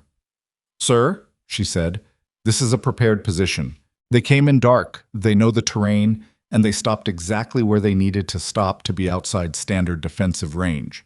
She tracked across the line of vehicles. Someone gave them the geometry. A silence. Someone from inside, Hale said. Not a question. The geometry is specific, sir. The gap in the standard defensive range at this azimuth is not visible from the outside. It's in the post-assignment documentation. The post-assignment documentation that Maddox had access to. The post-assignment documentation that the 2 men in civilian clothes had been reviewing when they arrived. She didn't say any of that on the radio. She didn't need to. Hale said, Night Viper, can you engage from your current position? She was already running the numbers. The ridgeline was 3,800 meters at its nearest point, extending to 4,200 at the far end of the vehicle line. Wind at 0412 was in the early morning pattern she'd mapped. Different from yesterday, the overnight low-pressure system had changed the baseline, and she'd need to reestablish the cycle before she could trust her windage data. I need 8 minutes to reestablish the wind pattern, sir. You have 6. She pulled back from the scope, looked at Reyes. He looked back at her. You heard him, she said. He put his eye to the spotting scope. Start calling, she said. And in the gray dark before the desert dawn, with a firing line 4 kilometers out and 6 minutes on the clock and 3 years of careful, invisible preparation bearing down to this exact point on this exact ridge, Lena Whitmore settled behind the Barrett and began to work. The wind at 042 was coming off the northern draw in a pattern she'd never mapped before, because she'd never been on this ridge at 0412 with a low-pressure front having moved through overnight and changed the baseline atmospheric behavior of the entire eastern corridor. That was the problem with preparation. You could map everything you'd seen. You couldn't map what you hadn't. Wind northwest, Reyes said, approximately 12 knots, gusting. Gusting to what? A pause. 15, maybe 16. She didn't like that. Gusts created variance, and variance at 3,800 meters meant the difference between a hit and a miss that landed 2 meters wide and accomplished nothing except telling the people on the ridgeline that someone was shooting at them. Cycle time, she said. I need the gust interval. I don't... He stopped. Restarted. I don't know how to clock that. Watch the dust display on this hard pan at the base of the ridgeline. When you see the dust kick up, call it. When it settles, call it. She heard him shift behind the spotting scope. Kicking, he said. She started counting in her head. Settled. She had her interval. 19 seconds of gust, then a break. She needed the break. On the radio, Driscoll was coordinating the QRF staging and Hale was issuing defensive positioning orders, and underneath all of it was the specific tension of a command structure that had just realized it was looking at a prepared attack position and needed to decide, fast, how to respond before the position decided for them. Night Viper. Hale's voice, direct, cutting through the channel. Status. Wind pattern establishing, sir. I need 3 more minutes. You have 2. She was already working the elevation adjustment on the scope. The overnight temperature drop had changed the air density, which affected ballistic coefficient, which meant her baseline elevation setting from yesterday was off by a calculable amount she was calculating right now. The thermal differential wouldn't exist at this hour. That was a daytime phenomenon, which removed one variable and simplified the picture. 7 vehicles on the ridgeline. She'd been thinking about them since she saw them. 7 vehicles spaced along a 300-meter section of ridgeline crest, using the reverse slope for defilade. The natural inclination was to engage the lead vehicle, remove the command element, disrupt the coordination. But 7 vehicles with crew-served weapons could operate independently once the engagement started. The lead vehicle wasn't the priority. The priority was the one in the middle, the one with the longest sightline into the camp's interior, the one positioned to reach the operations building, the command section, the fuel storage on the western edge. She found it in the scope. Vehicle 4, centered in the line, approximately 3,900 meters. Reyes, Vehicle 4 from the left. Tell me what you see. He was quiet for 6 seconds. Crew-served weapon. Looks like a... I can't confirm the type at this distance. Doesn't matter. It's oriented into the camp. Yes. That's my target. Sergeant, that's almost 4 kilometers. I know the distance. Yesterday was 3,400. I know the distance, Reyes. He went quiet. She settled into the rifle, found Vehicle 4 in the scope, and let her eyes relax into the image the way you learn to after enough hours behind glass. Not staring, not hunting, just receiving, letting the picture come to you rather than pushing toward it. Dust, Reyes said. She started counting. 19 seconds. Settled. She had 18 to 19 seconds of clean air per cycle. The shot would take 1.4 seconds of flight time at this distance, which was well inside the window. The problem wasn't the flight time. The problem was that if she missed on the first shot, the second shot would need to come inside the same gust break, and the second shot would be taken by a position that was now known and potentially taking return fire. 1 shot. She'd said that to herself before. She knew what it cost when 1 shot was wrong. Wind, she said. 10 knots, dropping. She adjusted windage, made a final elevation correction, found Vehicle 4 again, and this time held the crosshair at the point 2 meters ahead of the vehicle's leading edge to account for any movement, though the vehicle appeared static. Dust, Reyes called. She started counting. At 7 seconds, she exhaled half a breath and held it. At 11 seconds, she took the slack out of the trigger. At 15 seconds, the picture in the scope was clean, and the crosshair was exactly where it needed to be, and 3 years of logistics billets and administrative reassignments and being not seen compressed into the single available moment. She fired. The Barrett went off like a pressure event through the rock and through her skeleton simultaneously, and she tracked through the recoil and found Vehicle 4 in the scope again in under 2 seconds. The vehicle was stopped. Not disabled the way yesterday's lead vehicle had been disabled. The shot had gone into the crew compartment. The weapon went silent.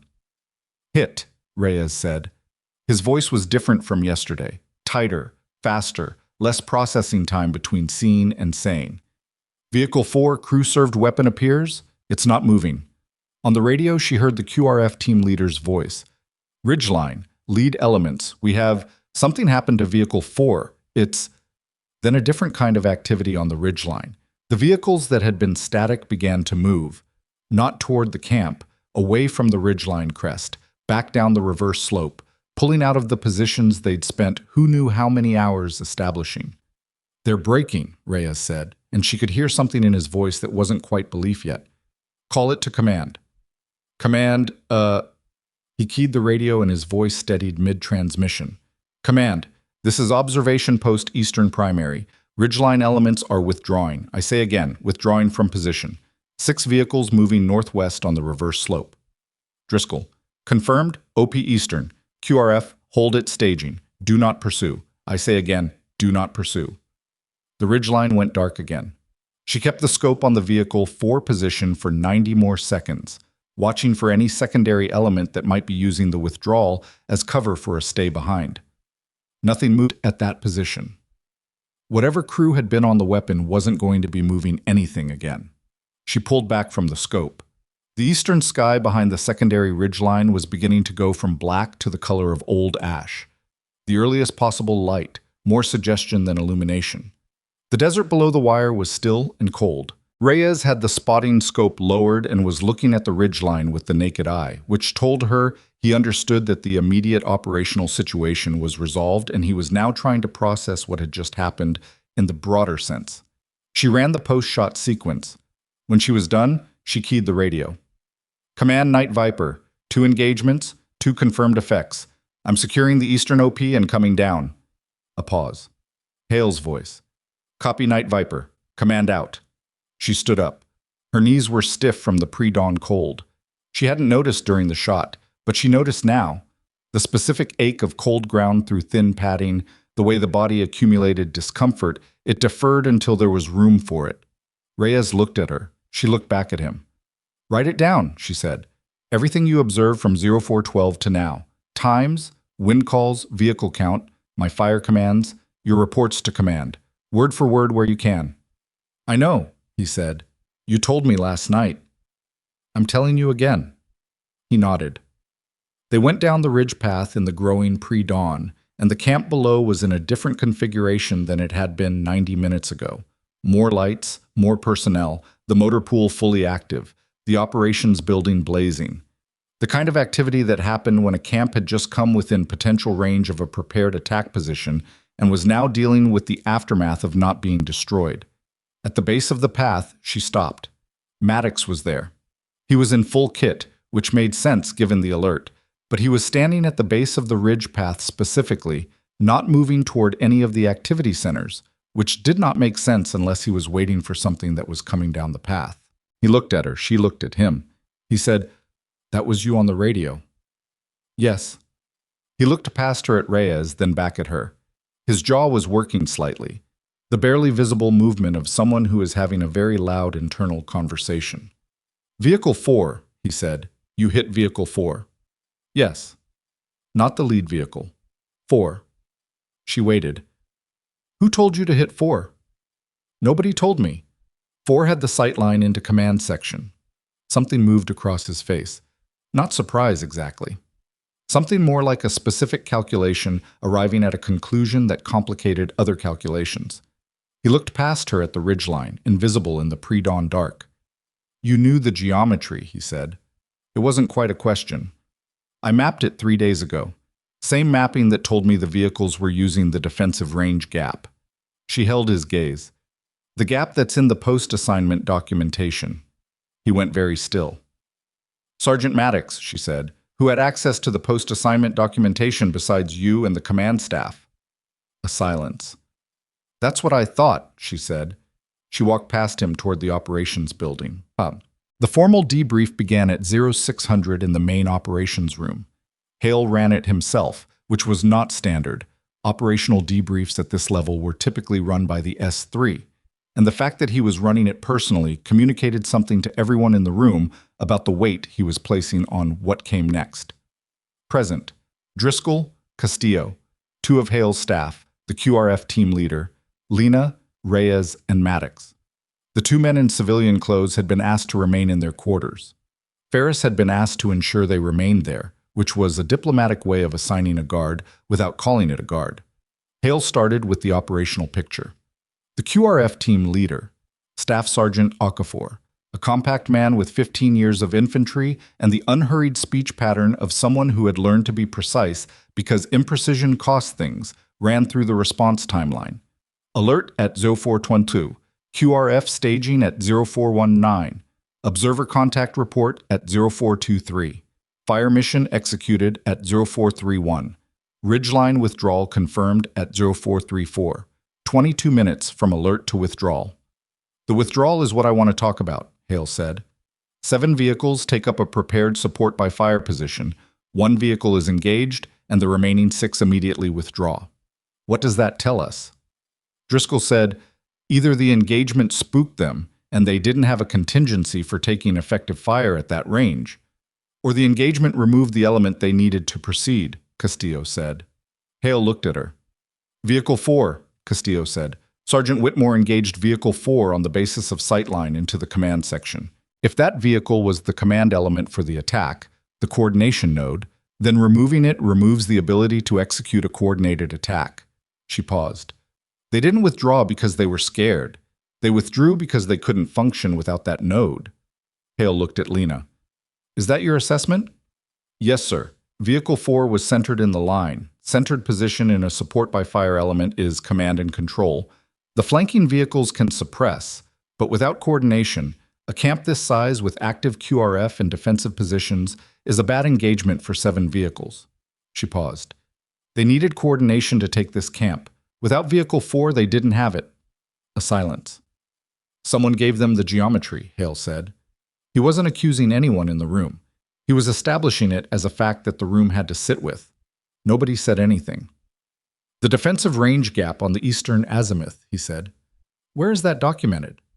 Driscoll said, Post-assignment documentation, sir, generated when the eastern OP was established.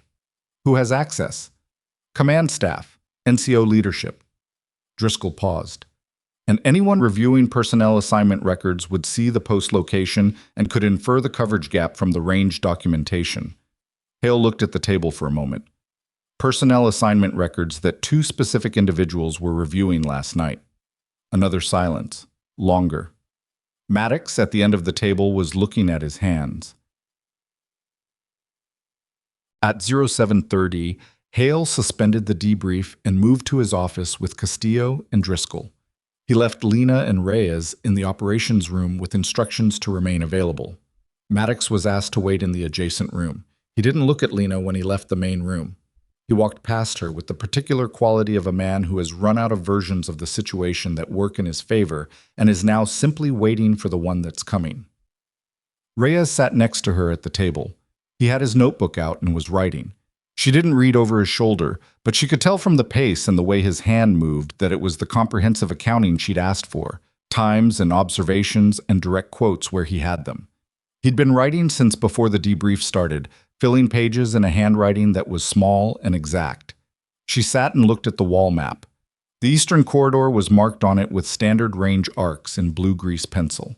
Someone had added a red marking at the secondary ridgeline position, Castillo, probably, or one of Hale's staff, marking the contact location during the alert. 7 small X's along the ridgeline. 6 of them were gone now. 1 wasn't. She sat with that. She didn't try to feel a particular way about it. She'd learned a long time ago that the window for feeling things about shots you'd taken was not the morning after, in a lit operations room, with the investigation still open and the people who needed to be looked at still in the building. There was a time for that accounting. This wasn't it. At 0815, Ferris came into the operations room. Sergeant Whitmore, the general wants you.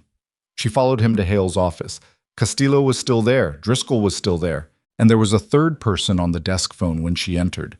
Hale, his hand over the receiver, who looked up when she came in and said quietly, to the phone, "Hold one." Then to her, "Sit down." She sat.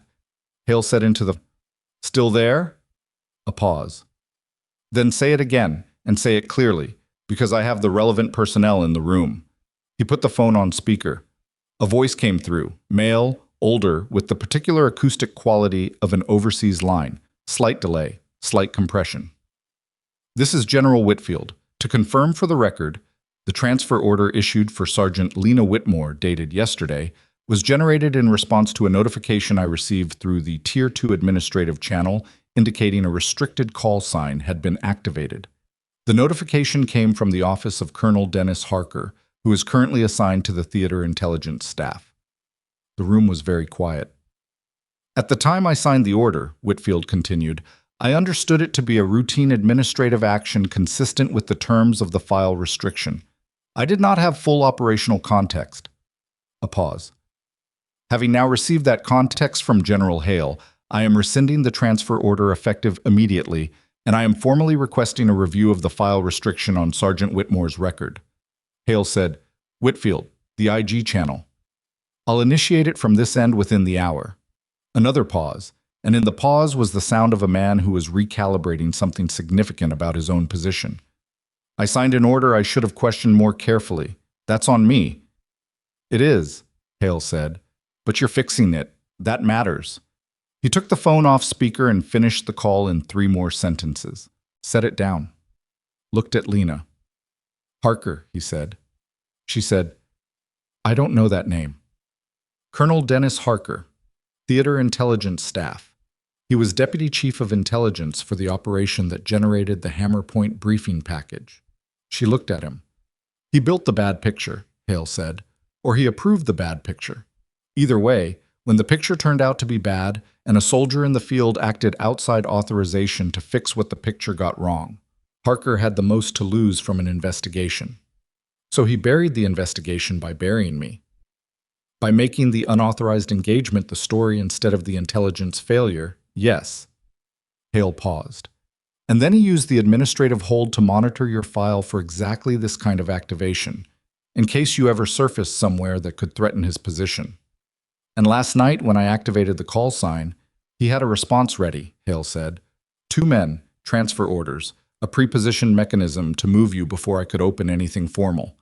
His voice was still quiet, still precise, but under it was something that had hardened. He'd been managing this contingency for 3 years. Castillo said, "The vehicle's on the ridgeline this morning." Hale looked at her. "The geometry they used, the defensive range gap, that's not publicly documented. It's in internal post-assignment files." She paused carefully. "If Harker has access to theater-level intelligence files, he potentially has access to base security documentation for installations across the theater." "You're saying Harker is connected to this morning's attack," Driscoll said. "I'm saying the timing is specific," Castillo said. "Transfer orders at 2100. Prepared attack position at 0412. That's a coordinated sequence." The room absorbed that. "The attack was a contingency," Lena said. Everyone looked at her. "If the transfer orders worked, I'm gone by Yo 600, and the problem is managed administratively. But if the transfer orders didn't work..." She paused. Having something happen to the camp in the window before Hale could formally open an inquiry creates a different kind of confusion. Investigations take longer in the aftermath of an attack. Records are harder to access. People are less available. She looked at the table. It wasn't a primary plan. It was a fallback. Hale was looking at her with the reading look. "If they'd succeeded this morning," Reyes said from near the door, and his voice was careful. "The investigation into how they knew the geometry would have been an investigation into a security breach at the camp, not an investigation into Harker." "Yes," Lena said. Silence. Driscoll said, "That's..." He stopped. Tried again. "That's a significant allegation." "It's a logical sequence," Castillo said. "Whether it's accurate requires the IG review to establish." Hale looked at her. "How fast can you build the documented timeline? Everything from yesterday's first engagement through this morning, with all communications logs and my witness accounts attached." "I need 4 hours, sir." "You have 3. She left. Maddox was brought into Hale's office at 0900. Lena was still there because Hale had told her to stay, and she understood. This was the part that required her presence as a witness, not as a participant. She sat against the wall and didn't speak. Maddox came in and stood in front of the desk. He was in full uniform, which he hadn't changed out of since the alert, and there was a quality to him that she'd seen in people who had spent the night understanding that a situation had moved beyond their ability to control and had decided their only remaining option was to determine how much damage control was available. Hale said, "Sit down, Sergeant Maddox." Maddox sat. "Tell me about Colonel Harker." A pause. Brief, only a second, but the kind of second that counted. "Sir, I'm not sure..." Sergeant." Hale's voice did not rise. "I have the communications log from the base network for the past 72 hours. I have 2 men in guest quarters who came here on Harker's direction. I have a transfer order signed by a general who received a notification from Harker's office." He paused. "And I have an attack this morning that used geometry documented in files you had access to." Maddox went very still. "You have the opportunity right now," Hale said, "to tell me what you know and how you know it. That opportunity has a window. When it closes, what's available to you changes significantly." The room was quiet, except for the air conditioning unit doing its inadequate work against the morning heat. Maddox looked at his hands. "I didn't know about this morning," he said. "I want that on the record.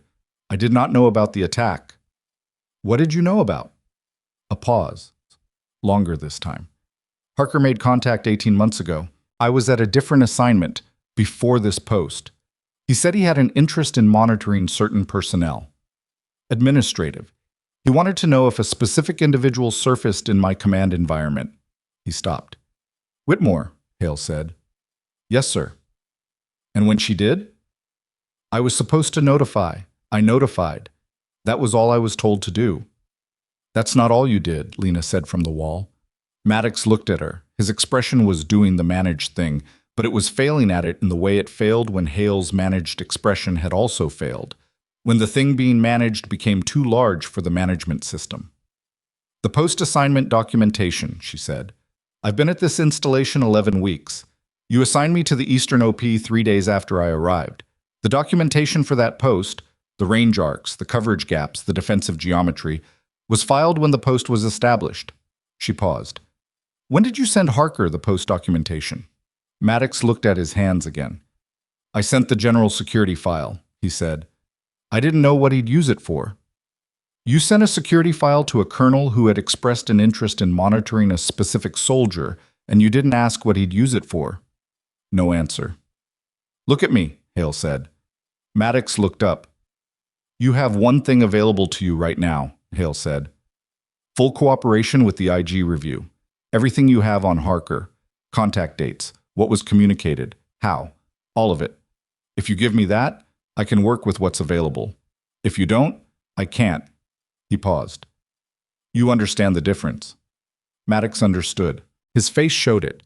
The specific understanding of a man who had spent 18 months doing something he'd convinced himself was administrative and was now looking at the accumulated weight of it and finding it heavier than he'd mapped. I'll cooperate, he said. Starting now, Hale said. Ferris. Ferris appeared in the doorway. Take Sergeant Maddox to the communications room. Have him write out every interaction with Colonel Harker from first contact to present. Dates, content, method. All of it. He paused. Make sure it's recorded. Ferris looked at Maddox. Maddox stood. He walked toward the door and stopped briefly next to Lena's chair, not looking at her, looking at the wall. The rifle, he said. The morning I picked it up, I was... He stopped. She waited. I was told you were nobody, he said. Harker said your file was cleared. You were just a reassignment filling a slot. She looked at him. And it was easier to believe that than to ask why the slot existed. He didn't answer. He went out. At 10:30, Hale sent Reyes out with instructions to write his full witness account in the communications room. Lena sat across from Hale's desk in the office that was now just the two of them, and the morning light was coming through the window at the angle that lit the dust in the air and made the room feel older than it was. Hale looked at her for a moment. Your file, he said. The restriction comes down through the IG process. That takes the time it takes. But I'm issuing a command-level notation today that supersedes the administrative hold for any action within this theater. She looked at him.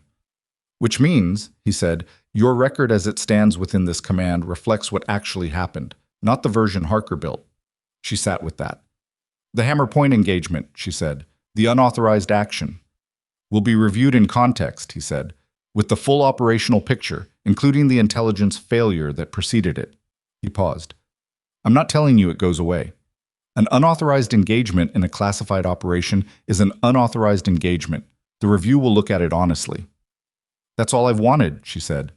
He nodded. Then, Captain Rourke. She looked at him. I found him, Hale said. He's at a stateside installation. I had my staff reach out this morning. He paused. He's willing to provide a statement for the review. She absorbed that. What kind of statement? The kind that says he was on the radio when the threat developed and Whitmore called it before he could. The kind that says the shot was taken in a window that didn't allow for authorization and that the outcome of the shot was 11 personnel alive. He paused. He's been wanting to say it for 3 years. I didn't know how to say it without opening the investigation that Harker's mechanism kept closing. She looked at the window. You didn't know he felt that way, Hale said. It wasn't a question. No, she said. Why not? Because after Hammer Point I went into the first reassignment. We weren't in contact. She paused. I assumed his report was his report. His report was what the debrief process produced, which was managed by people with an interest in a specific outcome. Hale paused. It's not the same thing as what he would have said if the process had been honest. She turned that over. 3 years of carrying the weight of Rourke's report as a fact, the way you carry facts, the way you carry the things that define the landscape you move through. And it turned out the fact had been shaped by the same hands that had shaped everything else. She didn't know exactly what to do with that. "Sir," she said, "the two men in the guest quarters, being held pending the IG review. They're not going to have a connection to Harker that's traceable. He'll have insulated himself." "Probably," Hale said. "That's what the IG process is for." "IG processes take time, and Harker has had 3 years to build the insulation." "Yes." He looked at her. "That bothers you?" "It bothers me that the intelligence failure from Hammer Point has been building unchecked for 3 years." She paused. "Whatever picture Harker built that got us into that target site, he kept building after. The methodology that produced bad intelligence in 2021 didn't stop in 2021. It kept going, and nobody investigated it because the investigation was buried under my file." Hale was quiet. "I don't know what that means operationally," she said.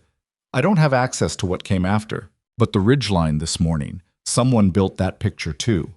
Someone told 7 vehicles where to go and what geometry to use, and the geometry was specific enough that it wasn't guesswork." She looked at him. "That's not a coincidence," she said. "That's a methodology." Hale picked up his desk phone and looked at it for a moment. Then he said, "Castillo." Ferris's voice through the intercom. "She's in the operations room, sir. Tell her I need the Hammer Point intelligence package. Full original. Not the summary that went to the team, the source document that generated the summary." He paused. "And I need everything from Harker's office that touched theater intelligence between 2000 and present." A pause. "Sir, that's a significant—" "I know what it is," Hale said. "Tell her." He set the phone down, looked at Lena. "The process takes time," he said. "You're right about that. But the process is what makes what comes out of it mean something." He paused. "You understand that?" "I do," she said. "Then let it work." She looked at the window again. The dust in the light, the heat beginning to build outside. She thought about the ridge, about the 11-minute wind cycle she'd mapped over 3 days and the overnight pressure shift that had changed the entire pattern and required her to reestablish everything from scratch in 6 minutes. About the way preparation was not the same as prediction. You couldn't predict what you hadn't seen, but you could build the capacity to respond to it faster than someone who hadn't prepared at all. That was the thing about 3 years of being nowhere that mattered. The billets, the reassignments, the administrative slots and support roles that were designed to keep her occupied with things that didn't count. She'd used every one of them the same way she'd used the Eastern Ridge. Mapping, reading, building a picture of everything available to her, in case the moment came when the picture was what she had to work with. The moment had come, and the picture had held. "Sir," she said, "one more thing." Hale looked at her. "Reyes," she said. "Private Reyes. He's assigned to signal. He has spotting capability, he learns fast, and he held his position under pressure twice in the last 24 hours without training for it." She paused. "He should be considered for a formal spotter assignment." Hale looked at her for a moment. "You're recommending a private for a Tier 1 support role," he said. "I'm recommending someone who was steady when it counted," she said. "That's all a recommendation is." Hale was quiet for a moment. Then he made a note on the pad on his desk. She stood. "One more thing," he said. She stopped. "The shot this morning, 3,900 meters, pre-dawn, variable wind, re-establishing a wind pattern you'd never mapped at that hour." He paused. "Walk me through the decision to engage Vehicle 4 instead of Vehicle 1. She looked at him. "Not for the record," he said. "I want to understand how you thought it." She sat back down, and she told him. She walked him through it the way she'd walked through the shot itself. Methodically, without drama, the way you explain a technical process to someone who is actually trying to understand it, rather than just verify that it happened. Vehicle 4. Centered position in the line. The specific logic of why the center matters in a coordinated attack. The geometry of the sight lines. The way a support by fire element functions as a system, and what happens to the system when you remove its coordination node versus its lead element. Hale listened without interrupting. When she finished, he sat for a moment. "Most marksmen," he said, "would have taken the lead vehicle." Most marksmen haven't spent 3 years in administrative billets with nothing to do except read every tactical manual in the library. He looked at her. That's not a joke, she said. I know, he said. That's why I'm not laughing. She stood up for the second time, and he didn't stop her, and she went out through the door and past Ferris and through the exterior door into the full morning light, which hit her like a physical fact after the controlled interior of the command section. The heat already building even at this hour, the desert doing what it did. She stood on the step for a moment. Then she went to find Reyes. I was in the communications room, still writing, 3 pages into what looked like it would be 5 or 6. He looked up when she came in. The room was otherwise empty. Whoever Maddox had been writing his account with had moved him elsewhere. She sat in the chair across the table from him. He put down his pen. How'd it go? Whitfield is rescinding the transfer orders. Hale is initiating an IG review of the file restriction and of Harker's conduct. Reyes processed that. Harker. The colonel who placed the restriction. So you have a name now? We have a name. He picked up the pen again, then set it back down. What happens to him? IG review. Theater-level investigation if the review produces what I think it'll produce. She paused. These things move at their own speed. But they move. They move, she said. He looked at the pages in front of him. And Maddox? She thought about Maddox standing next to her chair on his way out. The way he'd stopped, looked at the wall, said, I was told you were nobody. The specific quality of a man disclosing something he knew was inadequate as disclosure but had nothing larger to offer. He's cooperating, she said. What happens after cooperation depends on what the review finds and how much his information changes the picture. She paused. He didn't know about this morning, I believe that. That's more charitable than I expected. I don't know if it's charitable. It might just be accurate. She looked at the table. He did something stupid for 3 years because someone in authority told him it was administrative. Stupid isn't the same as malicious. Sometimes it's just easier to not ask. She paused. The malice was Harker's. Maddox was the mechanism. Reyes considered that for a moment. You've had 3 years to get angry. I've had 3 years to get clear, she said. Anger is what happens when you can't tell the difference between the mechanism and the source. I know where the source is. He was quiet. Keep writing, she said. All of it. Times, words, everything. I haven't stopped. She stood. Then, because it was the kind of thing she rarely said, and this was the kind of moment that made it relevant, what you did up there. Both times. Staying steady when the situation required it. I wasn't steady, he said. My hands were shaking on the first shot. Your voice wasn't. She looked at him. That's what mattered. He held her gaze for a moment. She left him to finish writing.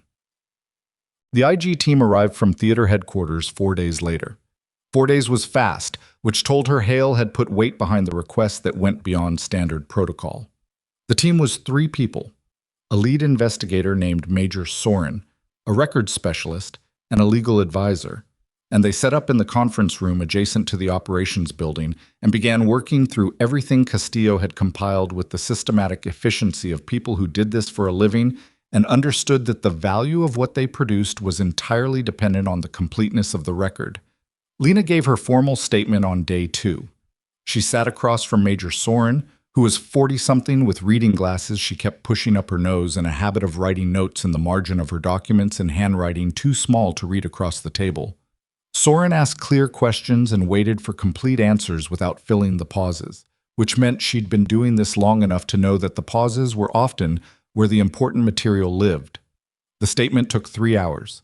She started at Hammer Point, and she didn't stop until she reached the morning on the secondary ridgeline and the 6 vehicles pulling back from a firing line they'd established with information someone had handed them. By the end of it, her voice was level, but her back was stiff, and she was deeply tired in the way that only comes from spending 3 hours being completely precise about things you've carried in compressed form for a long time. Soren put down her pen and looked at her. Off the record, Soren said. All right. Rourke's statement corroborates yours in every material detail. Lena looked at her. He says he saw the shooter acquire target on his position. He says Whitmore called it before he could process what he was seeing. Soren paused. He said, and I'm paraphrasing, that the report he gave in the debrief was the report that the debrief process produced, not the report he would have given if someone had just asked him what happened. Nobody asked him what happened. No. Soren picked up her pen again. They asked him whether Whitmore acted within authorization. The distinction sat in the room between them. On the record again, Soren said. On the record, Lena said. Is there anything material you want to add to your statement before I close it? Lena thought about it. About the 11-minute wind cycle. About the post-assignment documentation filed in a system Maddox had accessed and forwarded to a colonel who used it to position 7 vehicles at a geometry calculated to be outside the camp's standard defensive range. About the transfer orders generated in 11 minutes from the moment a call sign activated. About the whole 3-year structure of it, the layering, the preparation, the way Harker had built a management system around a single fact he needed to stay buried. The intelligence failure from Hammer Point, she said. Whatever methodology Harker used to build that picture, that methodology kept running. I don't know what it produced after 2021. That's above my access. But I wanted in the record that the investigation should look at everything after, not just the origin point. Soren wrote something in the margin. It will, she said. Well, 3 weeks after the IG team arrived, Colonel Dennis Harker was relieved of his position pending the outcome of the investigation, Castillo told her. She came to find Lena on the ridge, the Eastern OP, where Lena had resumed her assignment because it was her assignment, and the work didn't stop because the investigation was running. And she came up the path with the careful footwork of someone who didn't spend much time on rocky terrain and stopped below the position and called up. You're going to want to hear this. Lena put the scope cap on and looked down. Castillo told her. Not just the relief from position, the scope of what the IG review was uncovering. The Hammer Point intelligence package had been built on source reporting that Harker's office had selectively validated, dismissing contradicting reports that would have complicated the picture. After Hammer Point, the same methodology had been applied to at least 4 subsequent intelligence packages. 2 of them had been used in operational planning. One had produced an operation that went sideways in ways that had been attributed at the time to operational factors rather than intelligence failure. People had been hurt. Not killed, not in the direct attributable way that made it simple, but hurt in the ways that happened when you went into a situation with a picture that was wrong about what you were walking into. How far does it go? Lena said. That's what they're building, Castillo said. But Soren said, and she said I could tell you this, that what they found in the Hammer Point source documents alone is sufficient for a formal charge referral. Lena looked at the eastern corridor, the hard pan, the secondary ridgeline in the distance, the spot in the middle ground where a vehicle had sat for 3 weeks now, visible on clear days as a dark shape against the tan ground. The 2 men who came here, she said, both interviewed. The younger one is cooperating. He's an analyst, not a case officer. Harker used him as a runner, and he didn't know the full picture. Castillo paused. The older one is not cooperating, which means his lawyer is doing the talking, which means there's enough there that a lawyer has been retained. Lena nodded. Your file, Castillo said. The restriction was formally lifted 6 days ago. I didn't tell you then because I wanted to see what came with it. What came with it? Castillo reached into her pocket and took out a folded paper. She held it up. Lena came down off the shelf and took it. She unfolded it. It was a command notification. Formal letterhead, Hale's signature at the bottom. The administrative hold on her file was lifted, effective immediately. Her service record was to be amended to reflect her actual assignment history and qualifications. The Hammer Point engagement was designated for formal review with recommendation for commendation consideration based on outcome and operational context. Commendation consideration. She read that line twice. He didn't have to add that, she said. No, Castillo said. He didn't. Lena folded the paper, put it in her breast pocket, which was the same pocket she'd put Castillo's note in 3 weeks ago. Thank you, she said. For the note, for the access escalation, for all of it. Castillo adjusted her glasses. I looked up your range scores, she said, before any of this happened. When you first arrived, I looked up your qualification records out of administrative interest. She paused. I thought someone had made an error in the file. A lot of people thought that. I thought there was a misattribution, that the scores were filed under the wrong name. She looked at the eastern corridor. It didn't occur to me until the first engagement that there wasn't an error, that they were just accurate. She paused. I'm sorry it took me that long. It took most people longer, Lena said. Castillo went back down the path. Lena went back up to her position and uncapped the scope and resumed her observation of the eastern corridor, because the work didn't stop, and the corridor didn't stop, and 11 minutes was still 11 minutes, regardless of what else was happening. Captain Rourke called on a Thursday afternoon. Ferris came to the ridge to tell her. Not a radio call, an actual phone call that had been routed through the operations center, which meant it had been set up in advance and was not something she could ignore or defer.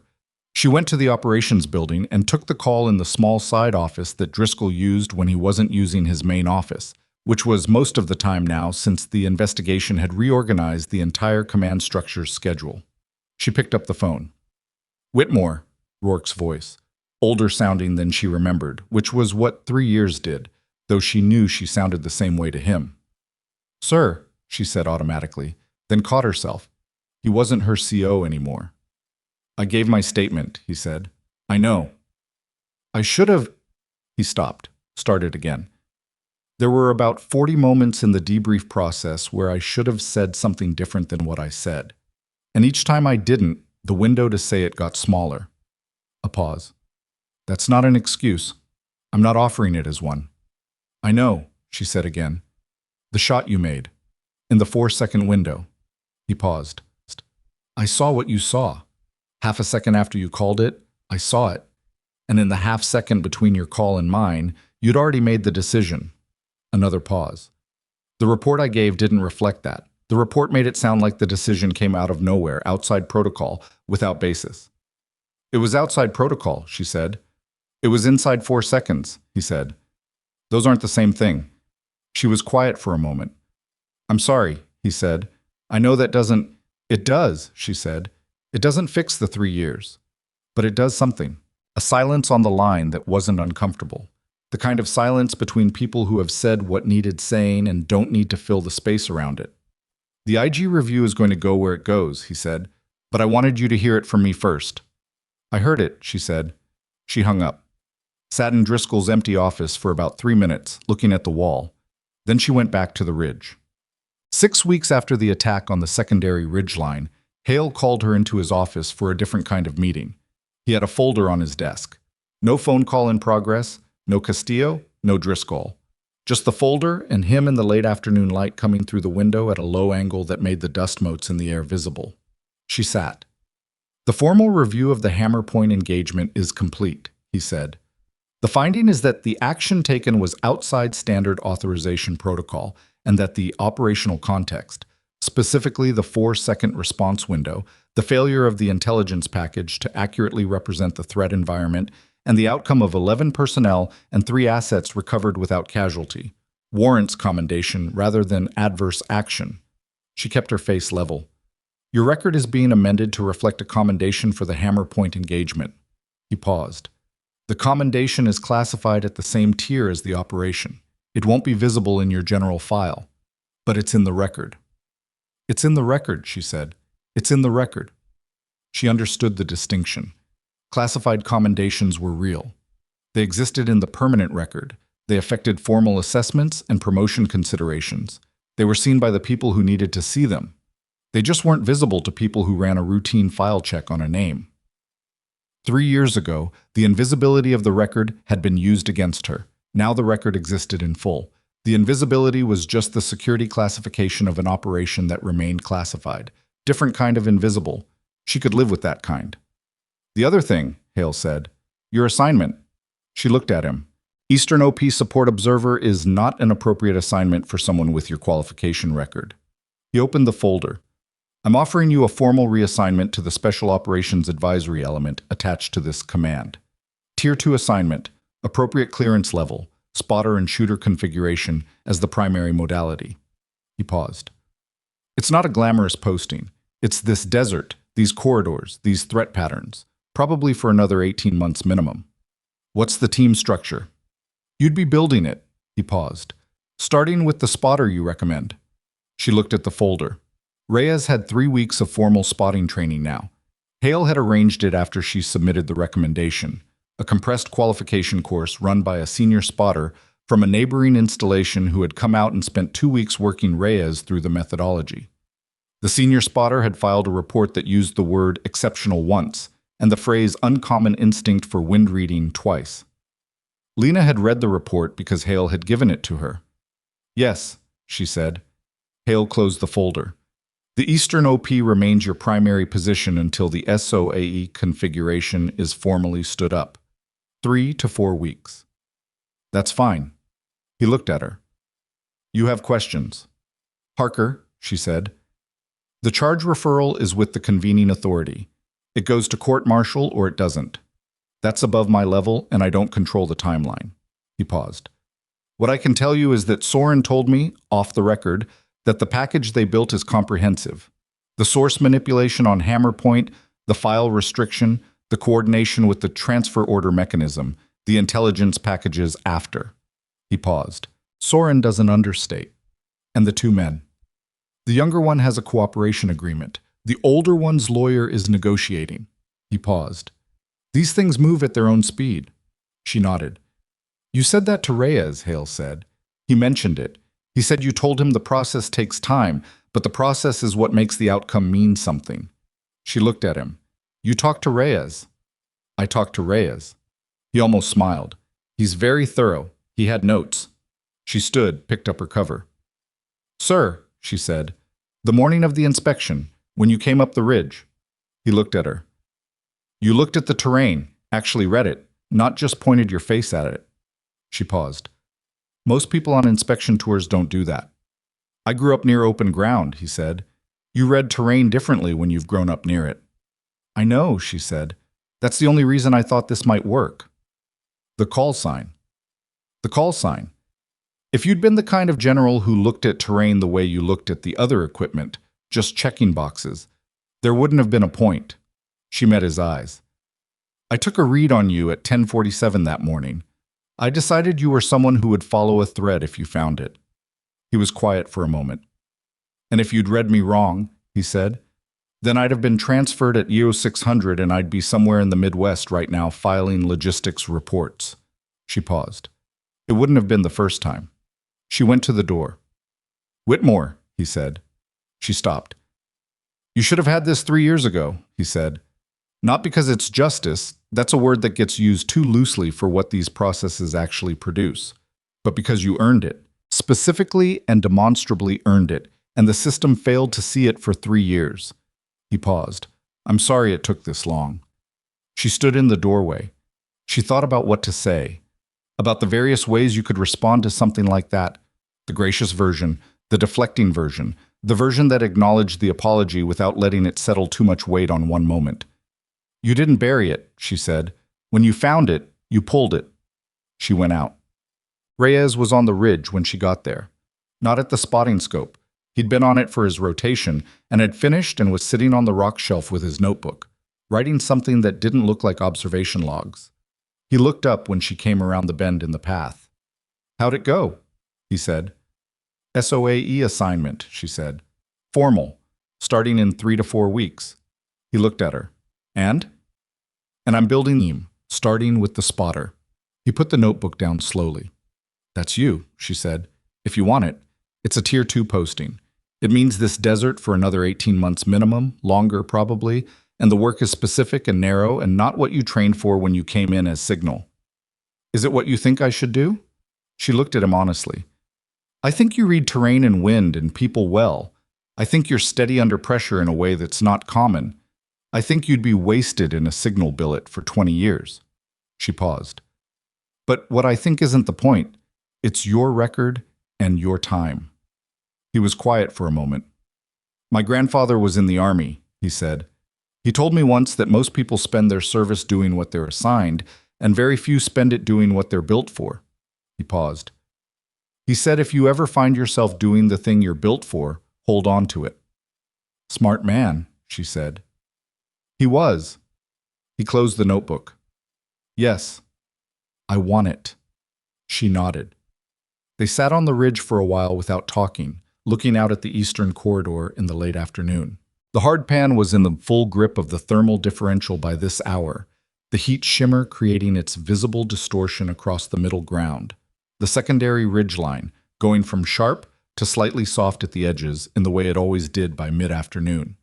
The disabled vehicle in the middle ground was still there, 3 weeks on, a permanent feature of the landscape now, until someone made the administrative decision to retrieve or destroy it. She looked at it. 3 weeks ago, it had been Vehicle 4 in a firing line. Now it was just a shape in the desert, already being absorbed by the landscape the way the desert absorbed everything eventually. "What happens when the investigation is done?" Reyes said. "When Harker's case goes through and the file is fully clear and all of it is resolved. What happens to you?" She thought about it. "I keep doing the work," she said. "That's what happens." He looked at her. "That's it?" "That's it," she paused. The work was always the thing, the file, the restriction, the 3 years. That was interference. The work is the constant. She looked at the corridor. "I got good at this because I was built for it, and I kept working at it even when working at it was invisible. Nothing about the last 3 weeks changes the work." "But it changes what the work means," he said, "what it's recognized as." Maybe. She considered that honestly. But recognition is for other people. The work is mine. He sat with that. The wind shifted. She felt it before she registered it consciously, the way you feel things you've been tracking long enough to have built into your body's awareness. Southeast, approximately 8 knots, beginning the afternoon cycle. She picked up the spotting scope and checked the eastern corridor. Clear. She set it down. On the base below, the evening activity was beginning. The same pattern it always was. Trucks coming in, mess hall starting up, the gradual shift in ambient sound. A camp doing what a camp did. In the command section, she knew. Castillo was somewhere in an operations room building a documented record that would take months to fully compile and would eventually either produce a court-martial or it wouldn't. In guest quarters that were no longer guest quarters, 2 men were under formal hold while lawyers negotiated. In a stateside installation, Captain Rourke was going about his day carrying a statement he'd finally given that he should have given 3 years ago, and what that cost him and what it freed was his to carry. And somewhere in the theater headquarters, Colonel Dennis Harker was behind a desk he'd been relieved from, but not yet removed from, waiting for the charge referral that Soren's team was building, sitting with the knowledge that the file he'd buried 3 years ago had surfaced, not because he'd made an administrative error, but because a soldier he'd made invisible had chosen, in a specific moment, to be seen. She picked up the Barrett, ran the function check, set it back across her knees. The desert was moving through its afternoon into its evening, the light changing on the hard pan, the shadows beginning to extend from the eastern ridge across the flat ground below, the whole enormous landscape doing what it had been doing before any of them arrived and would keep doing long after they left. She would be here for another 18 months, probably more. She would map this wind and read this terrain and build a team that understood the geometry of this corridor in all its seasonal variations. And eventually the assignment would end and there would be a next one. And the work would continue in the way work continued when you'd built your life around doing it rather than around being seen doing it. 3 years of administrative nowhere had not made her less. They had made her exactly what she was. Someone who had prepared thoroughly and completely for a moment she couldn't predict, in conditions she couldn't fully map in advance, with a wind pattern that changed overnight and a target that required her to abandon the shot she'd practiced and build a new one in 6 minutes. She'd built it. That was the fact that existed now. That was the fact that no administrative hold could reach. Reyes opened his notebook again and started writing, and the ridge was quiet except for the wind moving through the desert below. And Lena Whitmore sat with her rifle across her knees and watched the corridor and thought about nothing except what the air was doing and what it would do next. It was enough. It had always been enough. The world has a long history of overlooking the people it will one day desperately need. But preparation doesn't wait for recognition, and skill doesn't diminish in the dark.